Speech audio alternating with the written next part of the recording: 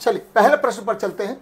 कह रहा वायु में ध्वनि का वेग क्या करती है। तो वायु में ध्वनि का वेग आपको मैंने कई बार पढ़ाया है, कई बार बताया है इस तरह के प्रश्न को, तो ध्यान में रखिएगा कि वायु में ध्वनि की चाल, वायु में ध्वनि की चाल है ना, आपको कई बार मैंने पढ़ाया है। वायु में ध्वनि की चाल, speed of sound, speed of sound in air है ना, क्या होता है भाई, speed of sound in air होता है। आपको याद रखना है कि अगर टेम्परेचर बढ़ेगा है ना, टेम्परेचर बढ़ेगा तो ये बढ़ जाएगा। याद रखना, टेम्परेचर बढ़ेगा तो वेलोसिटी ऑफ साउंड बढ़ जाएगा।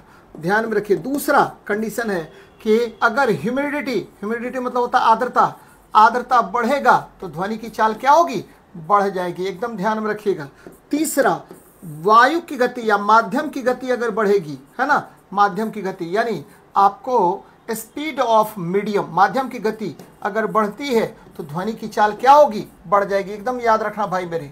और चौथा आपको याद रखना है कि दाब का ध्वनि के चाल पर कोई प्रभाव नहीं होता, वेलोसिटी ऑफ साउंड पर कोई इफेक्ट नहीं होगा। किसका, तो दाब के बढ़ने या घटने का। अब प्रश्न पर आते हैं, वायु में ध्वनि का वेग क्या होती है, what is the velocity of sound in air due to.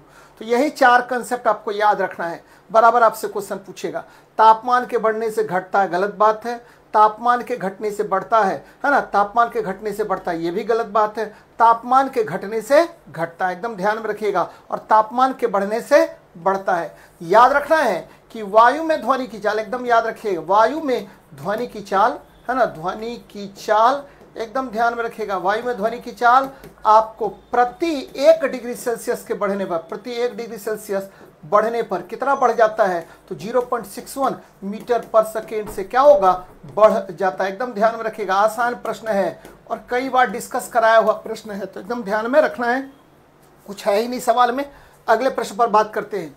यहाँ देखिए 100 डिग्री सेल्सियस से, ये भी मैंने कई बार बताया है, 100 डिग्री सेल्सियस है ना, क्या कह रहा है, 100 डिग्री सेल्सियस वाष्प द्वारा उत्पन्न जलन उसी ताप के पानी द्वारा उत्पन्न जलन से अधिक होता है। ये देखिए 100 डिग्री सेल्सियस, ठीक है, पर वाष्प में क्या क्या होगा भाई मेरे, यहाँ दो तरह का ऊर्जा होगा। एक होगा आपको Q1 और दूसरा Q2। ये होगा गुप्त उष्मा, ध्यान में रखना है, गुप्त उष्मा होगा। और दूसरा क्या होगा, इसको बोलते हैं गुप्त उष्मा या लेटेंट हीट कहते हैं, लेटेंट हीट है ना, ध्यान में रखना, लेटेंट हीट कहा जाता है। और दूसरा कौन सा हीट होता है, तो भाई मेरे एकदम याद रखिएगा, ये होगा, ठीक है, आपको तापमान के बढ़ने के कारण यानी तापांतर के कारण उष्मा, जिसको आप स्पेसिफिक हीट कहते हैं, स्पेसिफिक हीट या विशिष्ट उष्मा कहते हैं, है ना, ध्यान में रखना है। और ये भी हम कैलकुलेट कर लेते हैं, है ना, ध्यान में रखना भाई मेरे, इसको बोलते हैं विशिष्ट उष्मा। एक विशिष्ट उष्मा के कारण उष्मा होता है और ये तापांतर के कारण होता है ना। और दूसरा याद रखना है कि गुप्त उष्मा होता है, और यह याद ये रखना है कि यह किसके कारण होगा, तो यह जो है आपको बच्चा लोग एकदम ध्यान में रखना है कि यह होता है ना, आपको अवस्था परिवर्तन के कारण, अवस्था परिवर्तन के कारण होता है। और ये किसके कारण होता है, तो ये तापांतर के कारण होता है, तापांतर के कारण होता है। अब देखिए मानते हैं तापांतर के कारण होगा यहाँ देखिए। और दूसरा क्या, 100 डिग्री सेल्सियस पर जल, ठीक है, इसमें केवल और केवल आपको उष्मा होता है, कौन, तो बच्चे तापांतर के कारण उष्मा, जिसको आप विशिष्ट उष्मा कहते हैं, तापांतर के कारण उष्मा होगा, ध्यान में रखिएगा। अब मान लेते हैं कि 1 ग्राम जल है, ध्यान में रखिएगा, 1 ग्राम जल है।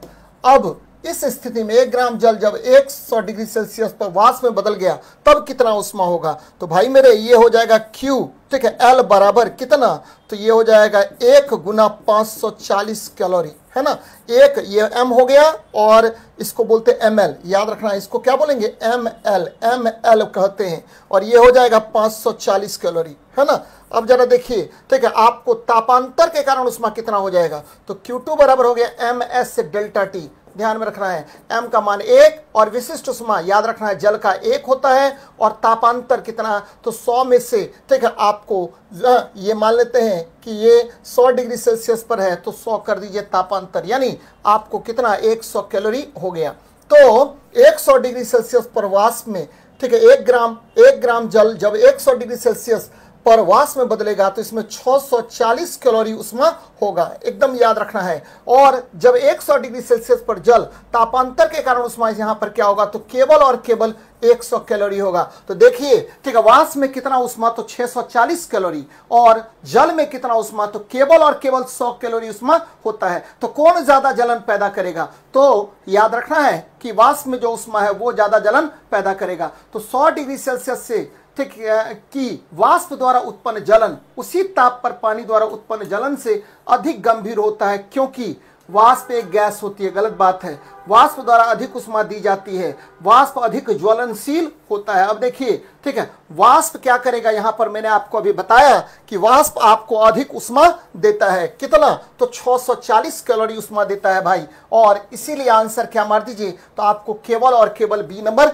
आंसर मारिएगा। मैंने एकदम क्लियर कर दिया है कि 100 डिग्री सेल्सियस वाष्प में 640 कैलोरी ऊष्मा होता है, जबकि 100 डिग्री सेल्सियस पर जल में केवल और केवल 100 कैलोरी ऊष्मा ही होगा। अगर 1 ग्राम आप जल ले लेते हैं तो, है ना, दोनों 1-1 ग्राम है भाई मेरे। तो एकदम याद रखिएगा इस कंसेप्ट को, है ना, बराबर आपसे क्वेश्चन पूछेगा और बहुत बहुत महत्वपूर्ण है।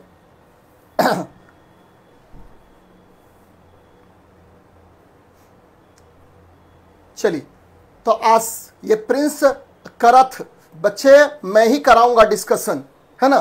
प्रिंस करथ जी, आप ज्यादा अगर इस तरह से बार बार मैसेज कीजिएगा तो आप ब्लॉक हो जाइएगा भाई, है ना। तो केवल और केवल आप पढ़ाई पर ध्यान दीजिए, सर पर ध्यान मत दीजिए, नहीं तो पता चलेगा कि फिर मैं ही शशांक शेखर हूं। इसलिए प्रेम से पढ़िए। फलना सर चिल्ला सर, सारे सर के चक्कर में तू रह जाएगा बेटा, और रिजल्ट तोहर नहीं होगा, और दूसरा का रिजल्ट तोहर बगल वाला लेके रिजल्ट लेके चला जाएगा। कोई सर कराए उससे क्या मतलब है, तुमको अपने कंसेप्ट से मतलब होना चाहिए कि सर कंसेप्ट दे रहे हैं कि नहीं दे रहे हैं हमको, है ना। तो भाई एकदम ठीक है, अपने कंसेप्ट से पर ध्यान दीजिए और इधर उधर के चक्कर में मत रहिए। जरा इसका देखिए आंसर क्या होगा।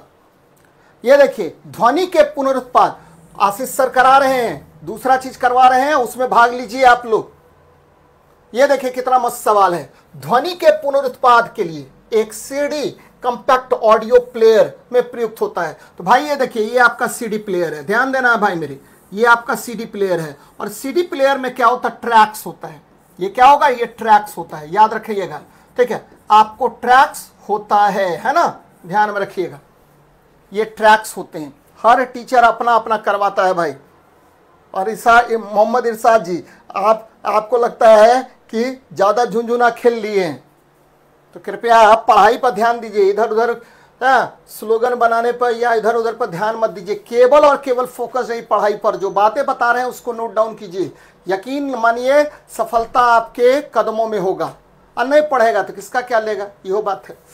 चलिए, ध्वनि के पुनरुत्पाद के लिए एक सीडी या ऑडियो प्लेयर में प्रयुक्त होता है ना। क्या प्रयुक्त होगा भाई, तो आपको पता है कि सीडी प्लेयर में क्या होता है, सीडी का फुल फॉर्म हो गया कॉम्पैक्ट डिस्क, है ना, जैसा कि यहां लिखा हुआ भी है ना। इसमें क्या होगा, ट्रैक्स होता है, और इस पर जब लेजर बीम पड़ता है, ध्यान में रखना है कौन सा बीम पड़ेगा, तो लेजर बीम पड़ता है, लेजर LASER, लेजर बीम कहते हैं भाई, है ना। लेजर बीम पड़ेगा तो यहां से क्या करेगा, ध्वनि का पुनरुत्पाद करेगा। लेजर बीम पड़ता है यानी आपको लेजर बीम, ठीक है, आपको ये ध्यान में रखना है कि लेजर बीम किसके द्वारा बाहर निकलता है, तो यहां लगा होता कन्वेक्स लेंस, किसका, कन्वेक्स लेंस लगा होता है ना। देखिएगा कन्वेक्स लेंस लगा रहेगा, और ये क्या करेगा, ये कन्वेक्स लेंस आपको सर्टेन पॉइंट पर किसको, तो ट्रैक्स को हिट करेगा। ट्रैक्स को, ये जो ट्रैक्स आपका बना हुआ है किसका, सीडी प्लेयर पर, है ना, इसको हिट करेगा, और यहां से ध्वनि क्या होगा, आपको पुनरुत्पादित होता है। यहां सेमीकंडक्टर डिवाइसेस लगा होता है, ध्यान में रखिएगा। आपका जो डिस्क होता है वहां पर क्या लगा होता है भाई, तो वहां सेमीकंडक्टर, है ना, डिवाइसेस लगा होता है, जिसकी वजह से वह क्या होता है, तो ध्वनि का पुनरुत्पाद करता है। इसमें सबसे महत्वपूर्ण भूमिका कौन निभाएगा, तो लेजर बीम निभाएगा। आपको याद होना चाहिए, याद रखिए कि टाइटेनियम नीडल जो होता है इसका प्रयोग ग्रामोफोन पहले जमाने में इसका यूज करते थे, ग्रामोफोन के, ठीक है, ग्रामोफोन के संचार में यूज करते हैं, संचार में यूज करते हैं, है ना। तो ध्यान में रखना बच्चे, बहुत इंपॉर्टेंट है, हाँ, इसको यूज करेंगे, बहुत बहुत इंपॉर्टेंट है। टाइटेनियम नीडल का उपयोग हम लोग ग्रामोफोन में करते हैं, तो ये भी याद रखना है। जबकि क्वार्ट्ज क्रिस्टल, याद रखिएगा, क्वार्ट्ज क्रिस्टल का यूज किस में होता है? तो भाई मेरे इसका यूज हम लोग जनरली किस में करते हैं? तो इलेक्ट्रॉनिक सर्किट में करते हैं। इलेक्ट्रॉनिक सर्किट में इसका यूज किया जाता है, इलेक्ट्रॉनिक सर्किट में यूज करते हैं, ध्यान में रखना है, सर्किट में इसका प्रयोग करेंगे। तो बड़ा महत्वपूर्ण सवाल है भाई, है ना। सीडी या कॉम्पैक्ट डिस्क में ऑडियो प्लेयर जो है वह क्या करता है? तो ध्वनि उत्पादन में यूज किया जाता है और इसमें लेजर बीम का प्रयोग हम लोग करते हैं। चलिए नेक्स्ट देखते हैं। प्रकाश में 7 रंग होते हैं। आपको अच्छे से पता है कि लाइट जो है ना, प्रकाश जो है आपका, प्रकाश क्या है? तो भाई मेरे प्रकाश एकदम याद रखना है, बहुत इंपॉर्टेंट बातें हैं, 4-5 चीजें आपको एकदम ध्यान में रखनी चाहिए। प्रकाश है क्या? तो भाई प्रकाश जो है याद रखिएगा, यह विद्युत चुंबकीय तरंग है। एकदम ध्यान से सुनते चलिए, विद्युत चुंबकीय तरंग है। चलिए अच्छी बात है। कौन सा तरंग है भैया? तो ये विद्युत चुंबकीय तरंग है, बहुत इंपॉर्टेंट है, बराबर आपको पूछेगा ये कौन सा तरंग है। तो भाई मेरे ये विद्युत चुंबकीय तरंग है, इलेक्ट्रोमैग्नेटिक वेव्स है ना। अब ये किसने कहा? तो मैक्सवेल ने। ये भी ध्यान में रखना है कि किसके अनुसार? तो मैक्सवेल के अनुसार। और भाई ये प्रकाश जो है, ठीक है, आपको जनरली विजिबल लाइट पर हम चर्चा करते हैं, विजिबल लाइट पर, है ना, विजिबल लाइट। और ये विजिबल लाइट क्या होता है? तो ये होता है आपको मिनिमम 400 नैनोमीटर और मैक्सिमम कितना? तो 750 नैनोमीटर, याद रखिएगा, ठीक है। मिनिमम हो गया कितना? तो 400 नैनोमीटर और मैक्सिमम 750 नैनोमीटर के बीच का जो तरंगदैर्घ्य होगा उसे ही आप क्या कहते हैं? तो भाई मेरे दृश्य प्रकाश करते हैं। और यही आपको क्या है? विवग्योर है, विवग्योर है, याद रखना है, विवग्योर है। और ठीक है, विवग्योर होता है। और ये किसने बताया कि प्रकाश 7 रंगों का बना होता है? ध्यान में रखिएगा, प्रकाश किसका बना हुआ है? तो प्रकाश जो है, लाइट 7 रंगों का बना होता है, 7 रंगों का बना है। ये किसने कहा? तो 7 रंगों का बना है न्यूटन के अनुसार, याद रखना है। किसने कहा? तो न्यूटन के अनुसार। और न्यूटन ने ही सबसे पहले आपको एक प्रिज्म से, ठीक है, आपको क्या प्रकाश को प्रवाहित कर इन्होंने 7 रंगों में प्रकाश को विभाजित किया था। याद रखिएगा, सबसे पहले न्यूटन ने ही ये काम किया था। और आज भी सबसे सरल तरीका, ठीक है, किसको? तो प्रकाश को 7 रंगों में तोड़ने का या 7 रंगों में अलग अलग करने का सबसे सरल तरीका कौन है? तो प्रिज्म है बच्चे। इसमें कोई चीज नहीं करना पड़ता है, केवल प्रिज्म लाइए और आप प्रकाश के, ठीक है, प्रकाश को गुजार दीजिए प्रिज्म से, तो आपको वो 7 रंगों में टूट जाएगा। ध्यान में रखना है, ये भी ध्यान में रखिए, कुछ बातें बहुत इंपॉर्टेंट है प्रकाश से संबंधित जो आपको एकदम याद रखना चाहिए। जैसे प्रकाश क्या है? तो बच्चे ये तरंग है, ध्यान में रखना है, ये तरंग है, वेव है ना, वेव है। ये कहा किसने? तो ये कहा था हाइगेंस ने। ध्यान में रखना है, प्रकाश क्या है?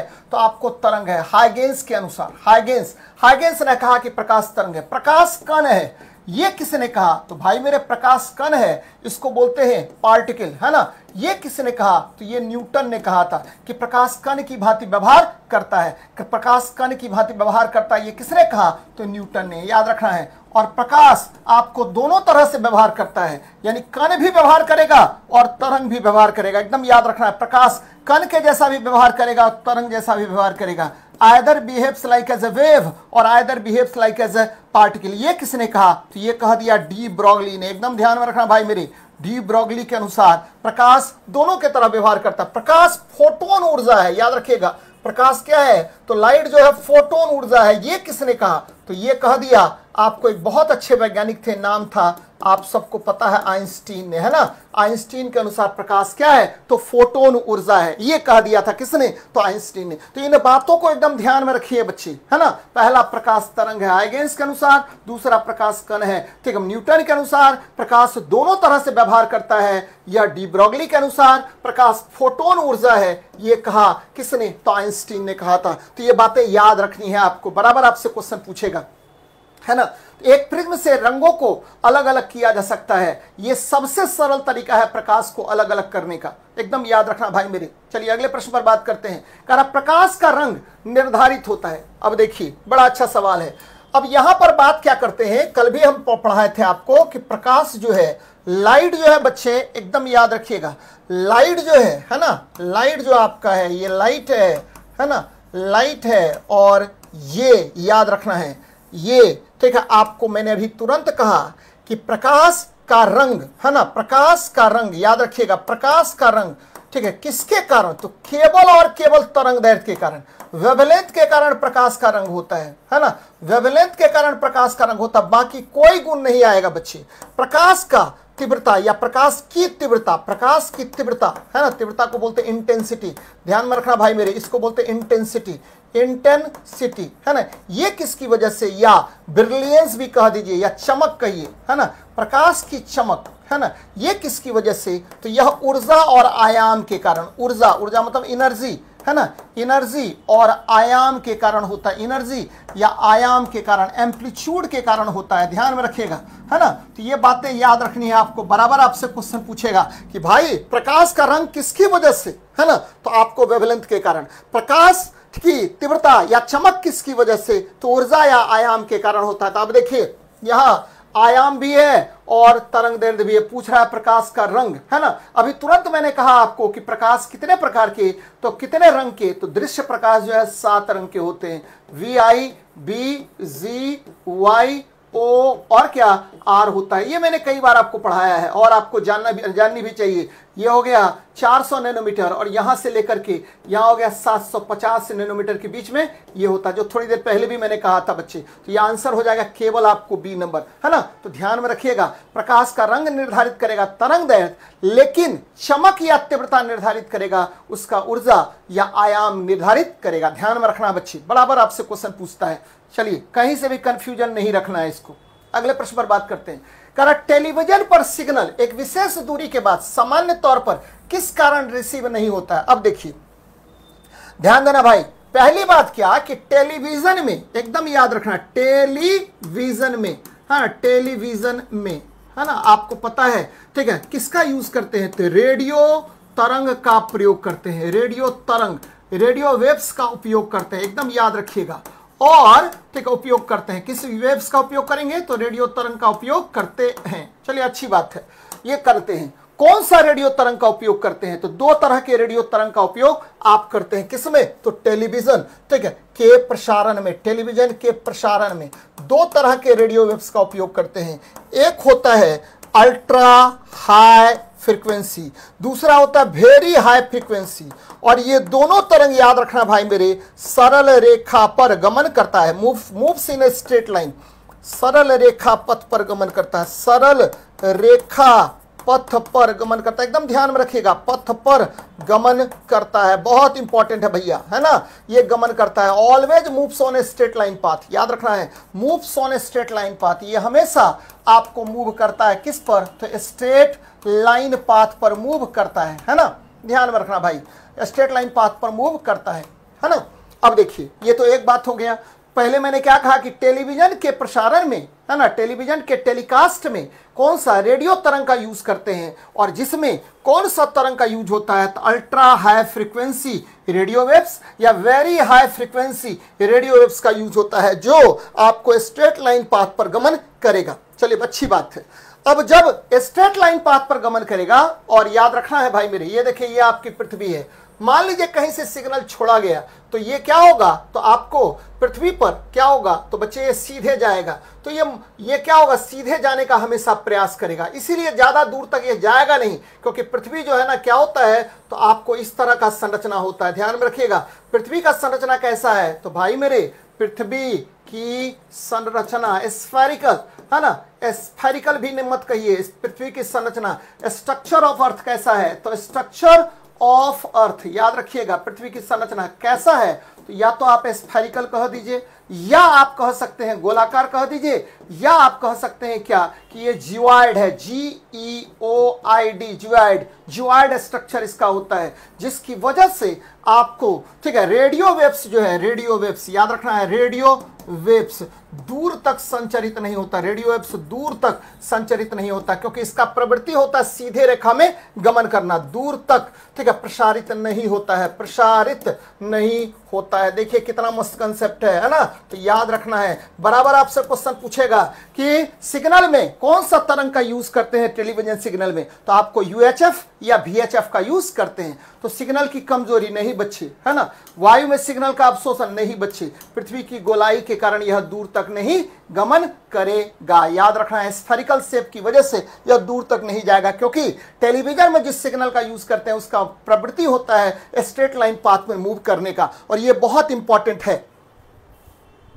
मुझे लगा था, है ना। तो ध्यान में रखिएगा, बहुत इंपॉर्टेंट है सवाल बच्चे। अगले प्रश्न पर बात करते हैं, कहा कॉस्मिक किरणें क्या होती हैं, है ना। ध्यान में रखिए भाई मेरे, कॉस्मिक किरण की खोज, है ना, कॉस्मिक रेज। जब भी कॉस्मिक रेज आता है तो याद रखिएगा खोजकर्ता कौन, है ना, खोजकर्ता, है ना, डिस्कवर्ड बाय, खोजकर्ता, है ना, क्या होगा तो डिस्कवर्ड बाय। याद रखना भाई मेरे, डिस्कवर्ड बाय, है ना, डिस्कवर्ड बाय कौन, तो विक्टर हेस। विक्टर हेस ने इसकी खोज की थी, विक्टर हेस। कहां पाया जाता है, तो ठीक है, बाह्य अंतरिक्ष में, बाह्य अंतरिक्ष में पाया जाता है, बाह्य अंतरिक्ष में, आउटर स्पेस में पाया जाता है। एकदम ध्यान में रखिएगा, बाह्य अंतरिक्ष में पाया जाता है ना, एकदम आउटर स्पेस में पाया जाता है, आउटर स्पेस, एकदम ध्यान में रखिए भाई मेरे, आउटर स्पेस में, है ना, एकदम याद रखना है। और क्या भाई, एक और चीज याद रखिएगा कि यह निर्मित है, बहुत इंपॉर्टेंट है, बराबर आपसे क्वेश्चन पूछेगा किसका निर्मित है भाई, तो ये निर्मित है, ध्यान में रखिएगा, 90% प्रोटॉन, है ना, एकदम याद रखना भाई मेरे, 90% प्रोटॉन का बना होता है, 90% प्रोटॉन का बना होता है, और 9% अल्फा रेज का बना होता है, जरा ध्यान दीजिएगा, और 1% इलेक्ट्रॉन का, 1% यह इलेक्ट्रॉन के बने होते हैं। एकदम याद रखना भाई मेरे, 1% इलेक्ट्रॉन निर्मित होते हैं, निर्मित, है ना, इलेक्ट्रॉन निर्मित होते हैं। तो यहाँ कितने प्रकार की कणें हो गई, तो 90% प्रोटॉन और 9% अल्फा रेज और 1% इलेक्ट्रॉन हो गया भाई मेरे, है ना। तो क्या होगा, तो ये आवेशित कण, है ना, अनावेशित कण है इसमें नहीं है भाई, और आवेशित और अनावेशित है भाई नहीं है। तो यह 90% प्रोटॉन का बना होता है, यानी आवेशित कण के बने होते हैं। एकदम ध्यान में रखिएगा, आवेशित कण के बने होते हैं, 90% प्रोटॉन के, 9% अल्फा रेज का, और 1% इसमें क्या होता है, तो भाई मेरे इलेक्ट्रॉन निर्मित यह किरण है, यानी सभी आवेशित हो गया। प्रोटॉन जो है पॉजिटिव आवेशित है, हाँ, आपको अल्फा रेज भी पॉजिटिव है, और आपको ये जो इलेक्ट्रॉन है ये भी निगेटिव है। तो ये देखिए अल्फा, ठीक है, अल्फा, प्रोटॉन, इलेक्ट्रॉन सभी आवेशित कण है। तो ध्यान में रखना बच्चे, है ना। अब देखिए विक्टर हेस ने खोजा, वायु अंतरिक्ष में पाया जाता है और इसके बने होते हैं, तो एकदम याद रखना है, इसको कुछ है नहीं इसमें। चलिए अगले प्रश्न पर बात करते हैं। यह देखिए बड़ा अच्छा प्रश्न है, यदि किसी कुंडली में धारा का प्रवाह एक ओर से हो तो कुंडली घूर्णन गति करती है। एकदम सही है ना बच्चे, एकदम सही है। आपको क्या किए कि ये देखिए कुंडली है, ये आर्मेचर है, ये नॉर्थ है, ये साउथ है, यहाँ एक रख दिए बड़ा सा आर्मेचर, और इसमें धारा प्रवाहित किए। तो जैसे ही धारा प्रवाहित करेंगे तो यहाँ क्या होगा, तो आपको, है ना, आपको इलेक्ट्रोमैग्नेटिक इंडक्शन के कारण यह एक निश्चित दिशा में, ये देखिए धारा के अब विपरीत दिशा में यह घूर्णन करने लगेगा, जिसकी वजह से विद्युत ऊर्जा का परिवर्तन किसमें हो जाएगा, तो भाई मेरे यांत्रिक ऊर्जा में हो जाएगा। ध्यान में रखिएगा कि जब, ठीक है, जब कुंडली से यानी कुंडली मतलब क्या, क्वाइल, ठीक है, कुंडली से यानी क्वाइल से, है ना, क्वाइल से क्या भाई मेरे, कि विद्युत धारा प्रवाहित करते हैं, इलेक्ट्रिक करंट प्रवाहित करते हैं, विद्युत धारा प्रवाहित करते हैं, बहुत इंपॉर्टेंट है भाई, प्रवाहित करते हैं। और फिर हम क्या बताते हैं यहाँ पर, करते हैं तो, है ना, तो किसके नियम से, तो फ्लेमिंग्स, ठीक है, लेफ्ट हैंड रूल, याद रखिएगा, फ्लेमिंग के किस नियम से, तो बाएं हाथ के नियम से, फ्लेमिंग के लेफ्ट हैंड रूल से, है ना, लेफ्ट हैंड रूल से क्या होगा, तो फ्लेमिंग के लेफ्ट हैंड रूल से आपको याद रखना है कि विद्युत ऊर्जा का परिवर्तन, है ना, विद्युत ऊर्जा का परिवर्तन, ध्यान में रखना भाई मेरे, परिवर्तन किसमें, तो आपको यांत्रिक ऊर्जा में हो जाता है। परिवर्तन यांत्रिक ऊर्जा यानी मैकेनिकल एनर्जी में हो जाता भाई, यांत्रिक ऊर्जा इसको बोलते हैं, मैकेनिकल एनर्जी में होता है, मैकेनिकल एनर्जी में हो जाता है ना, एकदम याद रखिएगा, एनर्जी में हो जाता है। और इसी को बोलते हैं क्या, याद रखना मोटर कहते हैं, ध्यान में रखना भाई मेरे, मोटर कहते हैं, यानी विद्युत मोटर बनाने में इस सिद्धांत का उपयोग हम लोग करेंगे, है ना।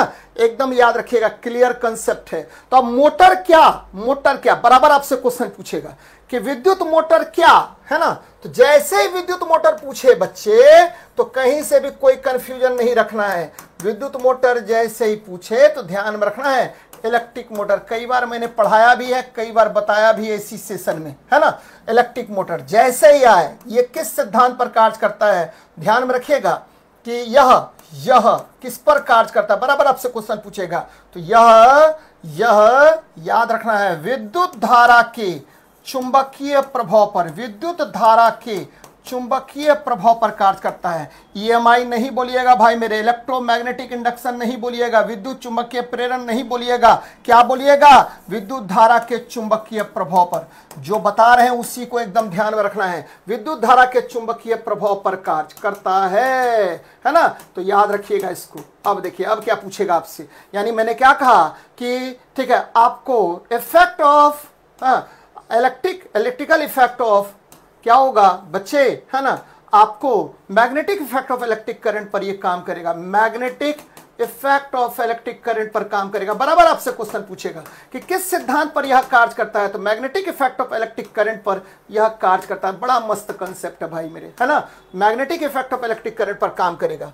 यह किस सिद्धांत पर आधारित है, तो यह फ्लेमिंग के, एकदम ध्यान में रखिएगा, फ्लेमिंग्स ठीक है, लेफ्ट हैंड रूल पर आधारित है। अभी तुरंत मैंने बताया था, फ्लेमिंग्स लेफ्ट हैंड रूल, है ना, रूल के वर्किंग प्रिंसिपल पर काम करता है ना, वर्किंग प्रिंसिपल पर कार्य करता है। एकदम याद रखिएगा इन सब बातों को, प्रिंसिपल पर कार्य करता है भाई मेरे, बड़ा अच्छा चीज है ना, इस पर कार्य करता है। चलिए अब देखते हैं क्या हमारा प्रश्न है। हमारा प्रश्न है कि यदि किसी कुंडली में धारा का प्रवाह एक ही ओर से हो तो कुंडली घूर्णन करती है। सही बात है, मम्मी गई ठीक है, बाएं हाथ से दबाई स्विच और मोटर काम करने लगा, और मिक्सी में क्या होगा, तो ठीक मिक्सी में आपका पिस गया क्या, मसाला पिस गया। तो ध्यान में रखिएगा कि विद्युत ऊर्जा का परिवर्तन किस में हो गया, तो भाई मेरे यांत्रिक ऊर्जा में हो गया। विद्युत चुंबक बनाने में, तो विद्युत चुंबक कैसे बनता है, तो ये देखिए, ये क्या है, कुंडली है, इससे धारा प्रवाहित कर दी, स्थिर अवस्था में है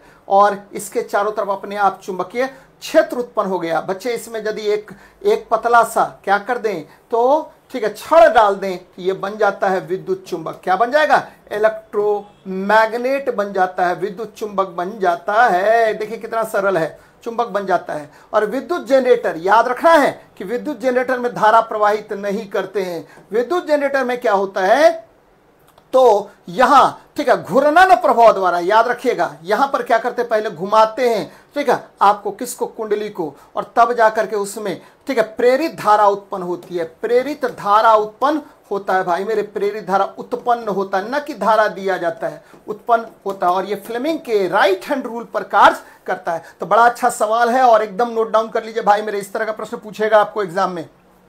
नेक्स्ट देखते हैं क्या हमारा है। ये देखिए बड़ा अच्छा प्रश्न है भाई, देखिए कितना रीजनिंग टाइप का प्रश्न है। कह रहा है कि दो एक जैसे बल्ब, अच्छी बात है, ये बल्ब है, दो ठो बल्ब है भैया, एक जैसा है ना, ध्यान में रखिएगा, ये दो बल्ब है एक जैसा है। मान लेते हैं इसका रेसिस्टेंस आर है, तो इसका भी रेसिस्टेंस आर हो गया। अब देखिए क्या कह रहा है, किस प्रकार जोड़ने पर अधिक रोशनी देगा। याद रखिएगा जिसका पावर अधिक उसकी रोशनी अधिक, ये मैंने पिछले क्लास में भी बताया है बच्चे, रोशनी क्या होगी, अधिक होगी। Higher the power, higher the ठीक है ब्रिलियंस या हायर द इंटेंसिटी, एकदम ध्यान में रखना भाई मेरे। अब क्या किए, ठीक है पहले सीरीज में जोड़ लेते हैं, सीरीज में भाई मेरे, जैसे सीरीज की बात करेंगे तो R प्लस आर यानी 2R आ गया।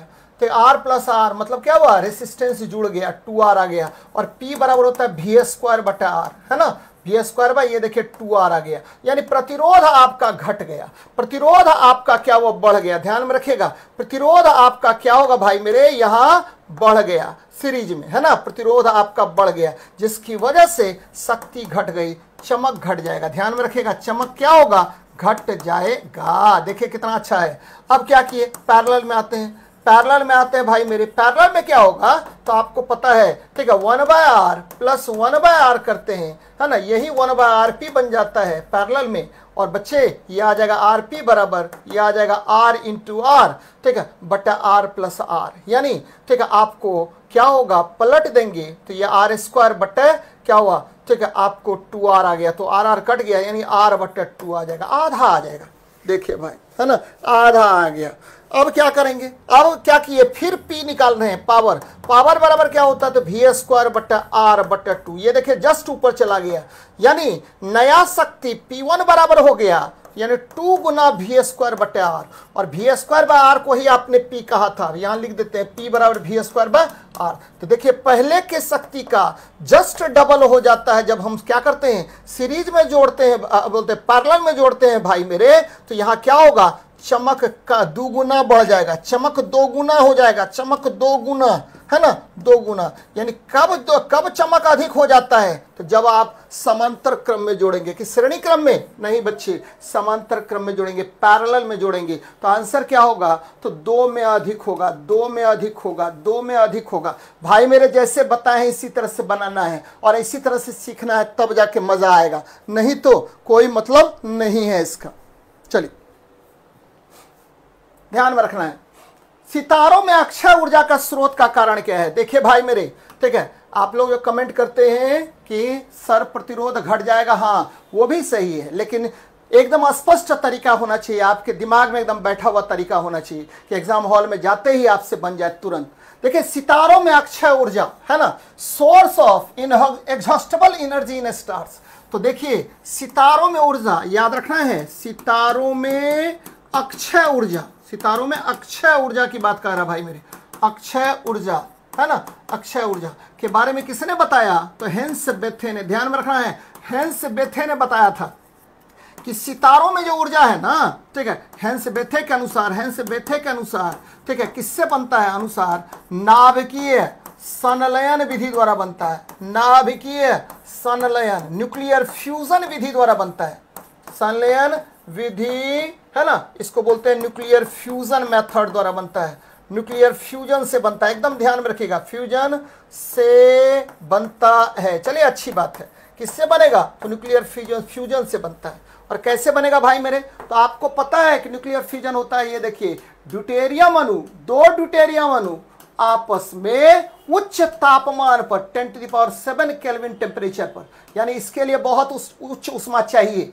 ये भी मैंने कई बार पढ़ाया है, और ये बन गया हीलियम आयन, और इस प्रक्रिया में ह्यूज अमाउंट ऑफ एनर्जी बाहर निकलता है, यानी हाइड्रोजन का हीलियम में परिवर्तन होगा भाई मेरे, यहाँ 2 ड्यूटेरियम अणु आपस में उच्च तापमान पर संलयित हो जाते हैं, है ना, हीलियम आयन बना लेगा, हीलियम का अणु बना लेगा, और इस प्रक्रिया में देखिए उष्मा चाहिए भी बहुत ज्यादा और उष्मा उत्पन्न भी बहुत बहुत ज्यादा होता है ना, इसी के कारण आपको क्या होगा, अक्षय ऊर्जा की प्राप्ति हमको होती है, किसके अनुसार, हेंस बेथे के अनुसार, ठीक है, नाभिकीय संलयन विधि द्वारा आपको अक्षय ऊर्जा सूर्य में उत्पन्न होता है। अब दूसरा ऑप्शन देखिए, हाइड्रोजन का हीलियम का हाइड्रोजन में परिवर्तन बड़ा कठिन है, नहीं होगा। रेडियोधर्मिक अक्षय, बच्चे रेडियोधर्मिक अक्षय क्या है, तो यह स्वतः प्रक्रिया है, यानी अपने आप, ठीक है, रेडियो सक्रिय नाभिक टूट करके, ठीक है, स्वतः प्रक्रिया है, टूट करके आपको क्या करेगा,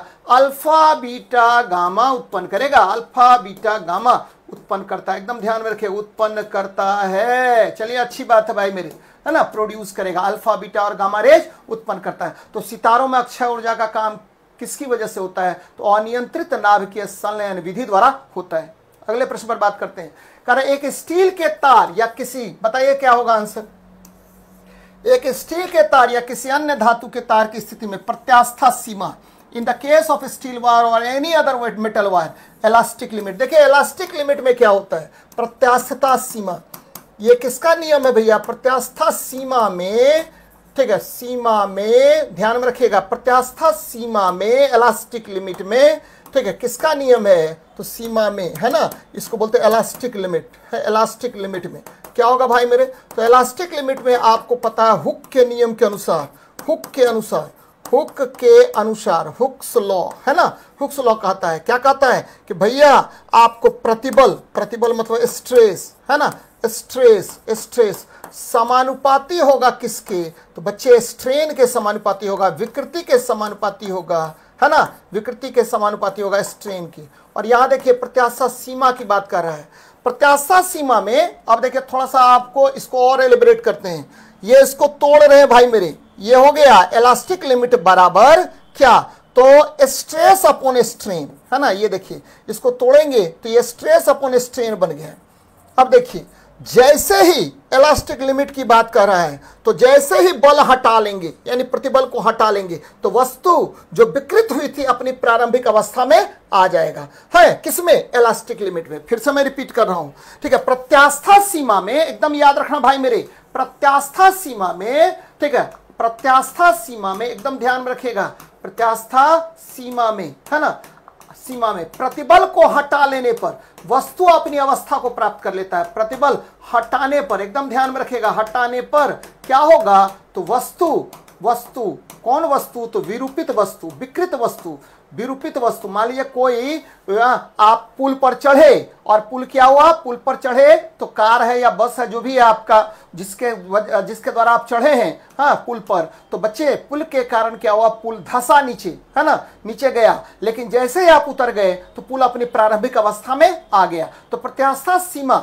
में प्रतिबल हटाने पर विरूपित वस्तु अपनी अवस्था ग्रहण कर लेती है, एकदम ध्यान में रखिएगा, अपनी अवस्था ग्रहण कर लेती है। बड़ा अच्छा सवाल है बच्चे, अवस्था ग्रहण कर लेती है, एकदम ध्यान में रखिएगा, कर लेती है।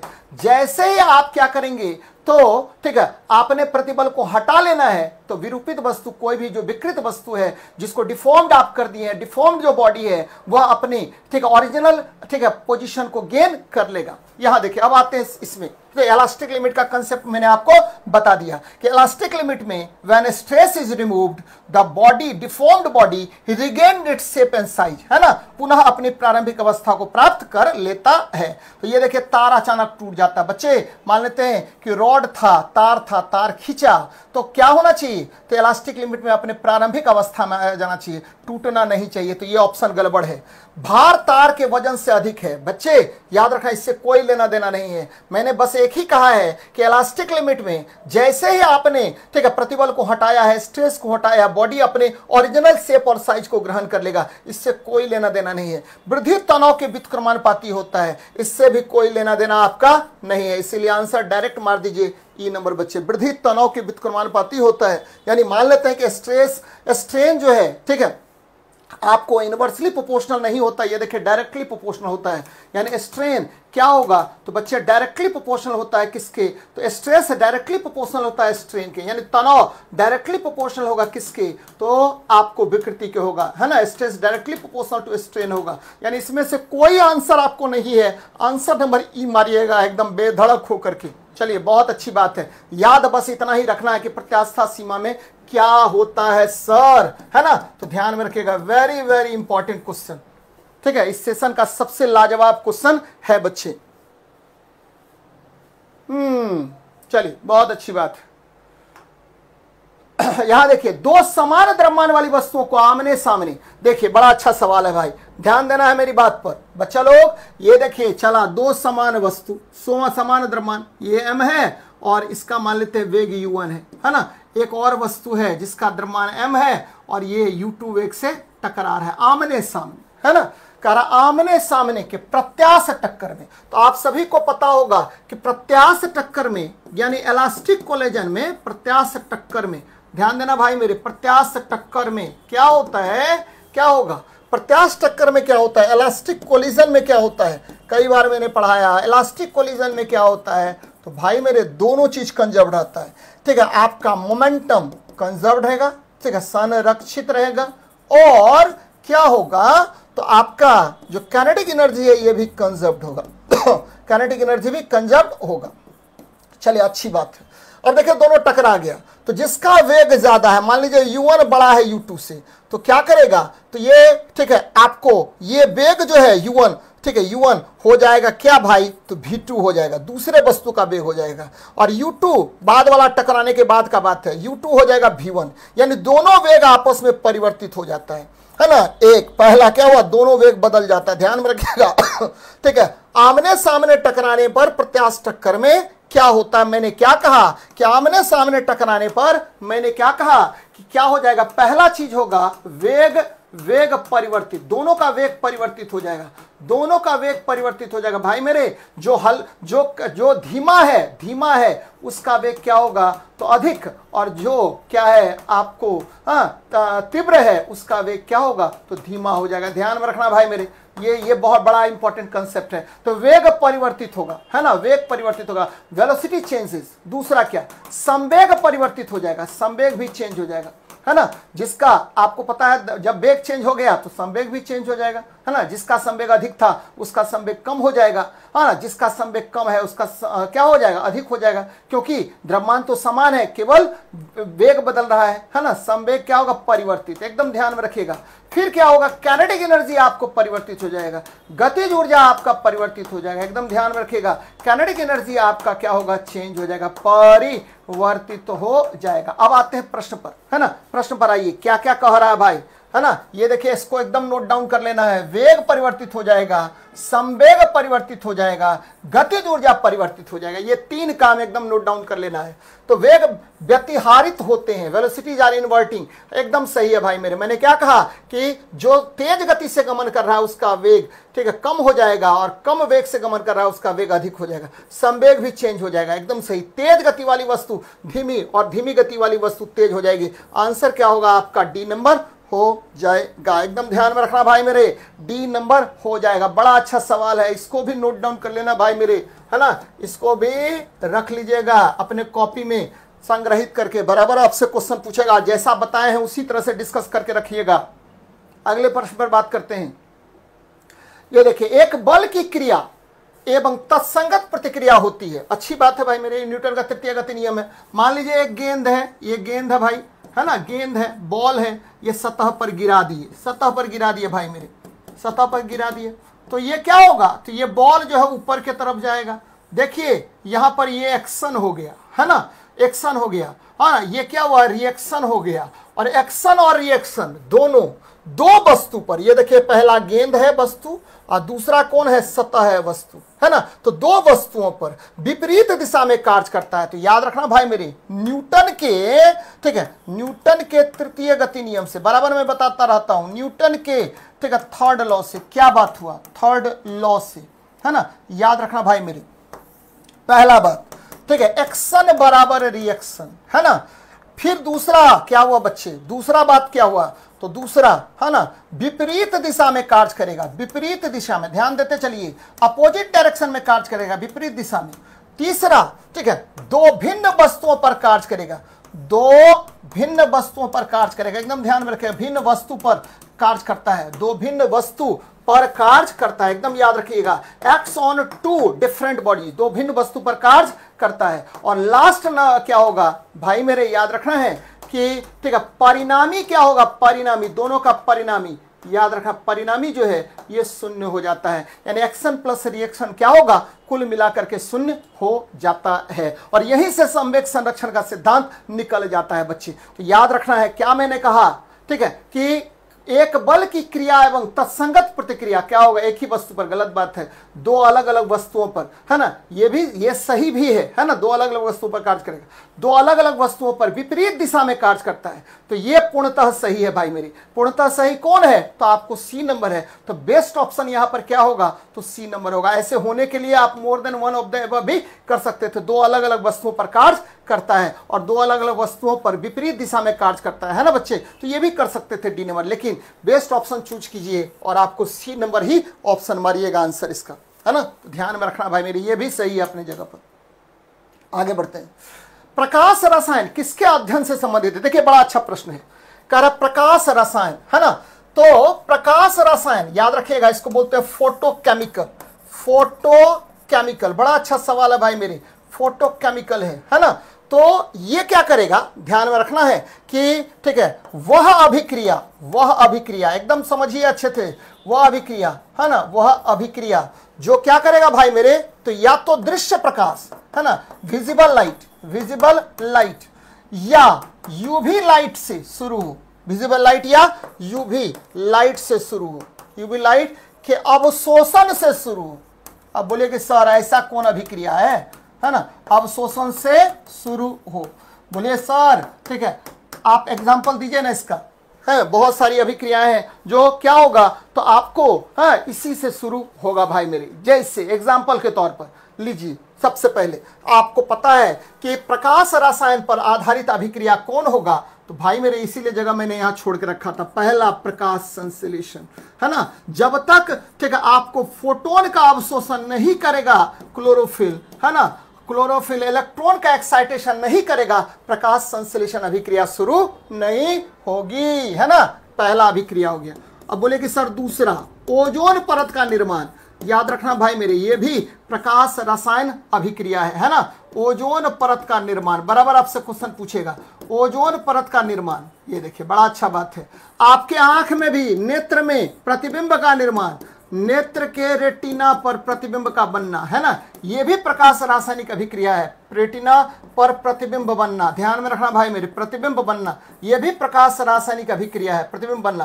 पहले जमाने में हम लोग क्या करते थे, पारंपरिक फोटोग्राफी में, है ना, पारंपरिक फोटोग्राफी में हम ठीक है प्रकाश रसायन का ही प्रयोग करते थे, प्रकाश रासायनिक अभिक्रिया का ही प्रयोग करते थे, क्योंकि पता है आपको सिल्वर ब्रोमाइड पर ठीक है प्रकाश पड़ता था और जब तब जाकर के इमेज का फॉर्मेशन होता था। पारंपरिक फोटोग्राफी में, पारंपरिक फोटोग्राफी में इसी का प्रयोग हम लोग करते हैं। तो भाई मेरे एकदम याद रखना है, ठीक है, प्रकाश संश्लेषण, ओजोन परत का निर्माण, नेत्र के रेटिना पर प्रतिबिंब का बनना, ये सभी अभिक्रियाएं और पारंपरिक फोटोग्राफी, ये सभी अभिक्रियाएं क्या है, प्रकाश रासायनिक अभिक्रियाएं हैं। तो आंसर एकदम बेधड़क मार दीजिए, कौन सा, तो आपका सी नंबर आपका आंसर होगा भाई मेरे, है ना। Photochemistry is related to the study of that reactions which are started by the absorption of ठीक है विजिबल और अल्ट्रावायलेट रेज। तो ये ध्यान में रखना है, बड़ा मस्त प्रश्न है। चलिए नेक्स्ट देखते हैं, क्षारीय लेड कार्बोनेट का व्यापारिक नाम क्या है, क्या होगा भाई, क्षारीय लेड कार्बोनेट, क्षारीय लेड कार्बोनेट, है ना, इसका व्यापारिक नाम सफेदा है ना, सफेदा है। बोले कि सर सफेदा तो लिख दिए, नाम तो फॉर्मूला तो लिख दीजिए ना, 2PbCO3 याद रखना है, into PbOH whole 2, PbOH whole 2, ये क्या हुआ, सफेदा का फॉर्मूला है भाई मेरे, सफेदा बोलते हैं। बोले कि सर इसका यूज क्या है, तो याद रखना है कि पिगमेंट के निर्माण में, है ना, पिगमेंट के निर्माण में, पिगमेंट के निर्माण में, रंग बनाने में बच्चे, पिगमेंट के निर्माण में तरह तरह का पिगमेंट बनाते हैं और खास करके सफेद कलर का पेंट में, सफेद पेंट, है ना बच्चे, सफेद पेंट में यूज करते हैं।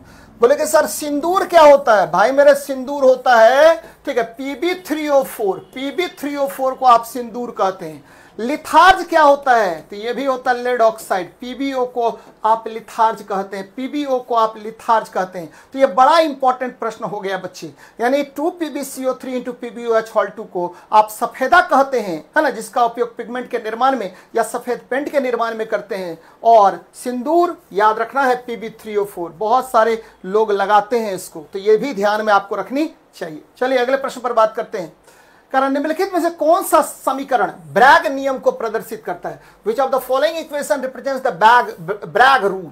अब देखिए कितना अच्छा सवाल है भाई मेरे, ठीक है। चलिए ये देखिए क्या कहते हैं, ये क्रिस्टल है, ये क्रिस्टल है भैया, ये क्रिस्टल है और इस पर एक्स किरण गिरा, ध्यान में रखना है कौन सा किरण गिरा, तो एक्स किरण गिरा, एक्स रेज, है ना, याद रखना भाई मेरे, एक्स रेज गिरा।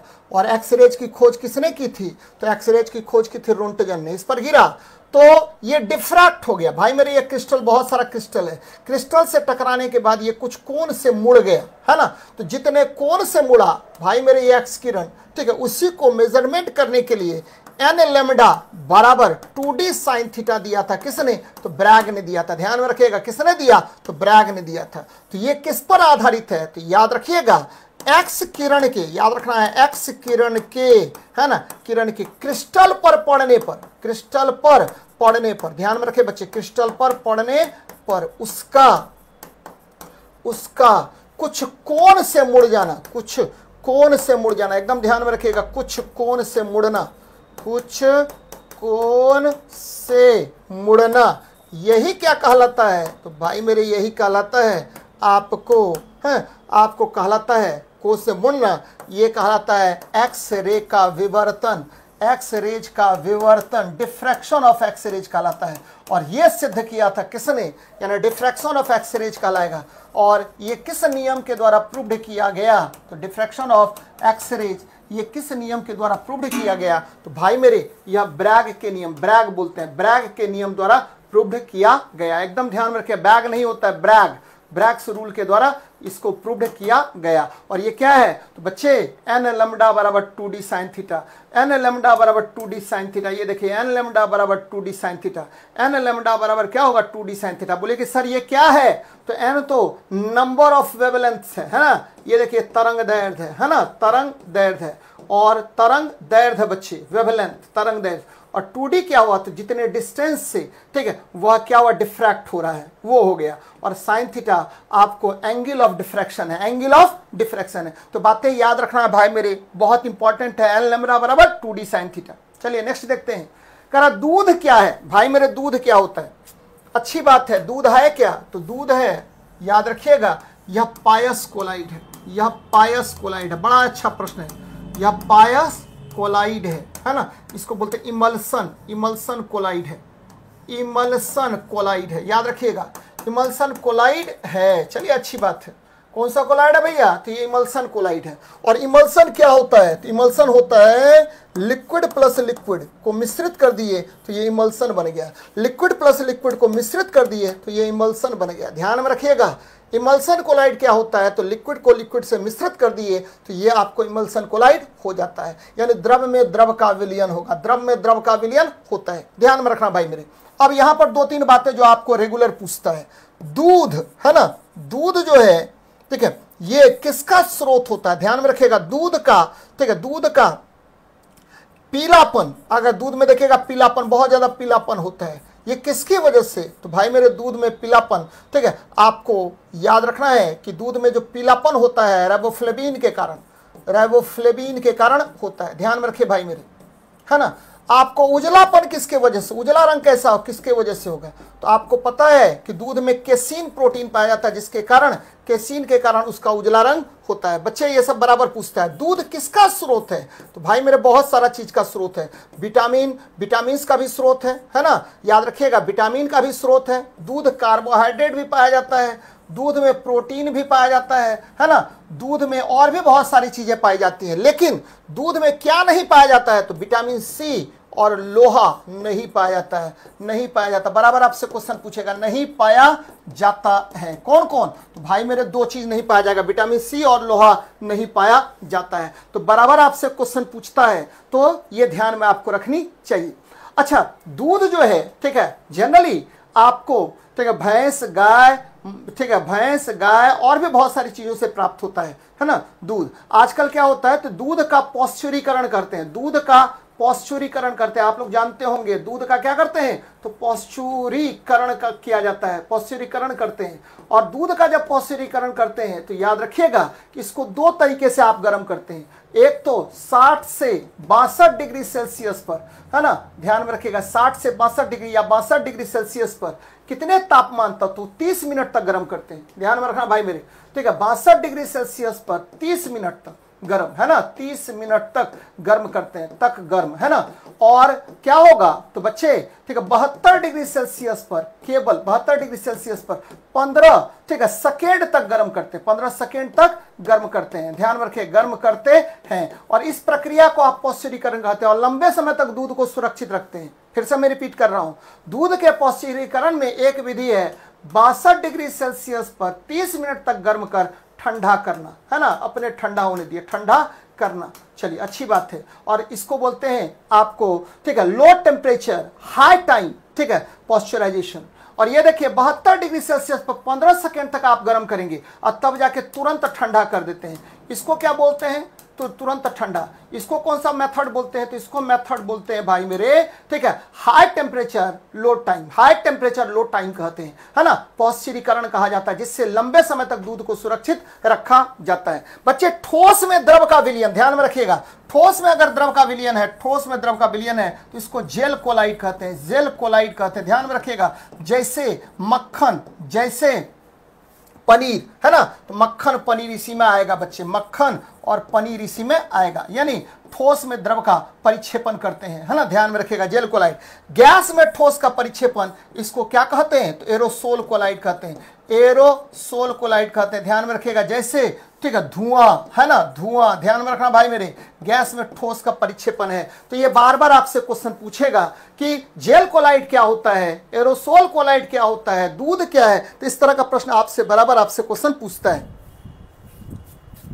हाँ, पालक में सबसे ज्यादा पाया जाता है, सही बात है भाई मेरे। चलिए नेक्स्ट देखते हैं, करा हाइड्रोजन बंधन की क्षमता। अच्छा देखिए इसमें लेते हैं भाई मेरे, ये देखिए ये क्या हुआ, कार्बन है और ये वाला कंपाउंड है ना, ये कंपाउंड है। जरा देखिए मेरे तरफ देखिएगा भाई मेरे, है ना, ये आ गया O और यहां पर आ गया C, है ना, देखिए, है ना, ये आ गया क्या, तो H, है ना, ये आ गया, फिर C आ गया, है ना, C आ गया। इधर देखिए, ये देखिए, है ना, ये देखिए भाई मेरे, इधर मेरे तरफ देखिएगा आप लोग, क्या जी, ठीक है, हाँ क्या जी, कार्बन और हाइड्रोजन, है ना, कार्बन और कार्बन के बीच बंधन पाया जाता है क्या, यहां पर, ठीक है, हाइड्रोजन और विद्युत ऋणात्मक तत्व के बीच में, हाइड्रोजन और ठीक है ऑक्सीजन के बीच बंध पाया जाता है।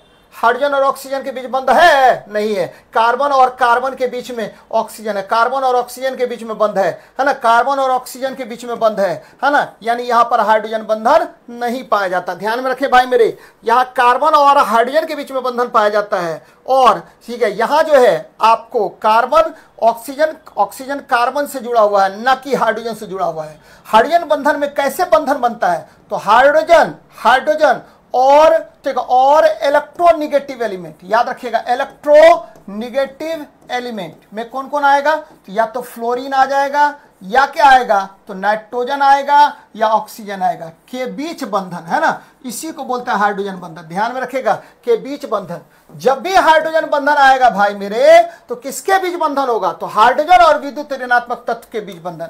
हाइड्रोजन और विद्युत ऋणात्मक तत्व के बीच जो बंधन आता है उसे आप हाइड्रोजन बंध कहते हैं। हाइड्रोजन और विद्युत ऋणात्मक तत्व के बीच जो बंधन आएगा उसे आप हाइड्रोजन बंधन कहेंगे, है ना। यहां देखिए कहीं भी नहीं है हाइड्रोजन बंधन, इसमें कहीं भी हाइड्रोजन बंधन नहीं है, क्योंकि बंधन बन रहा है कार्बन और ऑक्सीजन के बीच में, हाइड्रोजन और ऑक्सीजन के बीच में बंधन नहीं है ना। यहां आपको इलेक्ट्रोनिगेटिव एलिमेंट कौन है, तो ऑक्सीजन है। जरा इस पर बात कीजिए बच्चे, नाइट्रोजन तो है लेकिन ठीक है कार्बन के बीच में नाइट्रोजन के साथ बंधन है, न कि हाइड्रोजन के साथ है। यहां भी हाइड्रोजन बंधन नहीं पाया जाएगा, क्योंकि यहां कार्बन और नाइट्रोजन के बीच बंधन है, न कि आपको कार्बन और हाइड्रोजन के बीच में, तो कार्बन और नाइट्रोजन के बीच बंधन है, हाइड्रोजन और नाइट्रोजन के बीच बंधन नहीं होता है। चलिए यहां जरा देख लेते हैं इसका स्ट्रक्चर। देखिए ये देखिए क्या हो गया स्ट्रक्चर, देखिए भाई मेरे, यहां देखिए ये O आ गया, यहां H आ गया, यहां देखिए H आ गया, यहां भी H आ गया, यहां H आ गया, यहां भी H आ गया, यहां भी H आ गया। देखिए ऑक्सीजन और हाइड्रोजन के बीच में बंधन पाया जाता है, इसीलिए सबसे प्रबल हाइड्रोजन बंधन किसमें होगा, इसी में होगा। केवल इसी में तो बंधन पाया जाता है हाइड्रोजन, और किसी में पाया ही नहीं जा रहा भाई मेरे, इसीलिए आपको आंसर केवल C नंबर होगा। याद रखना है कि हाइड्रोजन बंधन कब बनता है, तो हाइड्रोजन बंधन बनता है जब हाइड्रोजन और 3 विद्युत ऋणात्मक तत्व, मैंने कहा फ्लोरीन, नाइट्रोजन और ऑक्सीजन के बीच बंधन बनेगा, तो उसे ही हाइड्रोजन बंधन कहते हैं भाई मेरे। तो इसमें नाइट्रोजन का कार्बन के साथ बंधन बनता है, इसमें ठीक है ऑक्सीजन जो विद्युत ऋणात्मक तत्व है, ठीक है उसका कार्बन के साथ बंधन बनता है, केवल इसी में ठीक है हाइड्रोजन और ऑक्सीजन के बीच बंधन बनता है, जिसके कारण आपको सबसे प्रबल हाइड्रोजन बंधन किसमें पाया जाएगा, तो इसी इथेनॉल या इथाइल अल्कोहल में पाया जाता है। चलिए अच्छी बात है, अगले प्रश्न पर बात करते हैं। पोटेशियम निम्नलिखित में से किस तत्व परिवार से संबंधित है, भाई मेरे आर्गन जो है ये किससे संबंधित है, तो 18वां वर्ग, है ना, 18वां वर्ग से संबंधित है। और क्या होगा भाई, एकदम ध्यान में रखना है 18वां वर्ग, इसमें कौन कौन आएगा, तो भाई मेरे एकदम ध्यान में रखना है कि इसमें आएगा क्या, तो हीलियम आएगा, है ना, हीलियम आएगा। उसके बाद क्या आएगा, तो नियोन आएगा। उसके बाद क्या आएगा, तो आर्गन आएगा, क्रिप्टन आएगा, ये सब आएगा।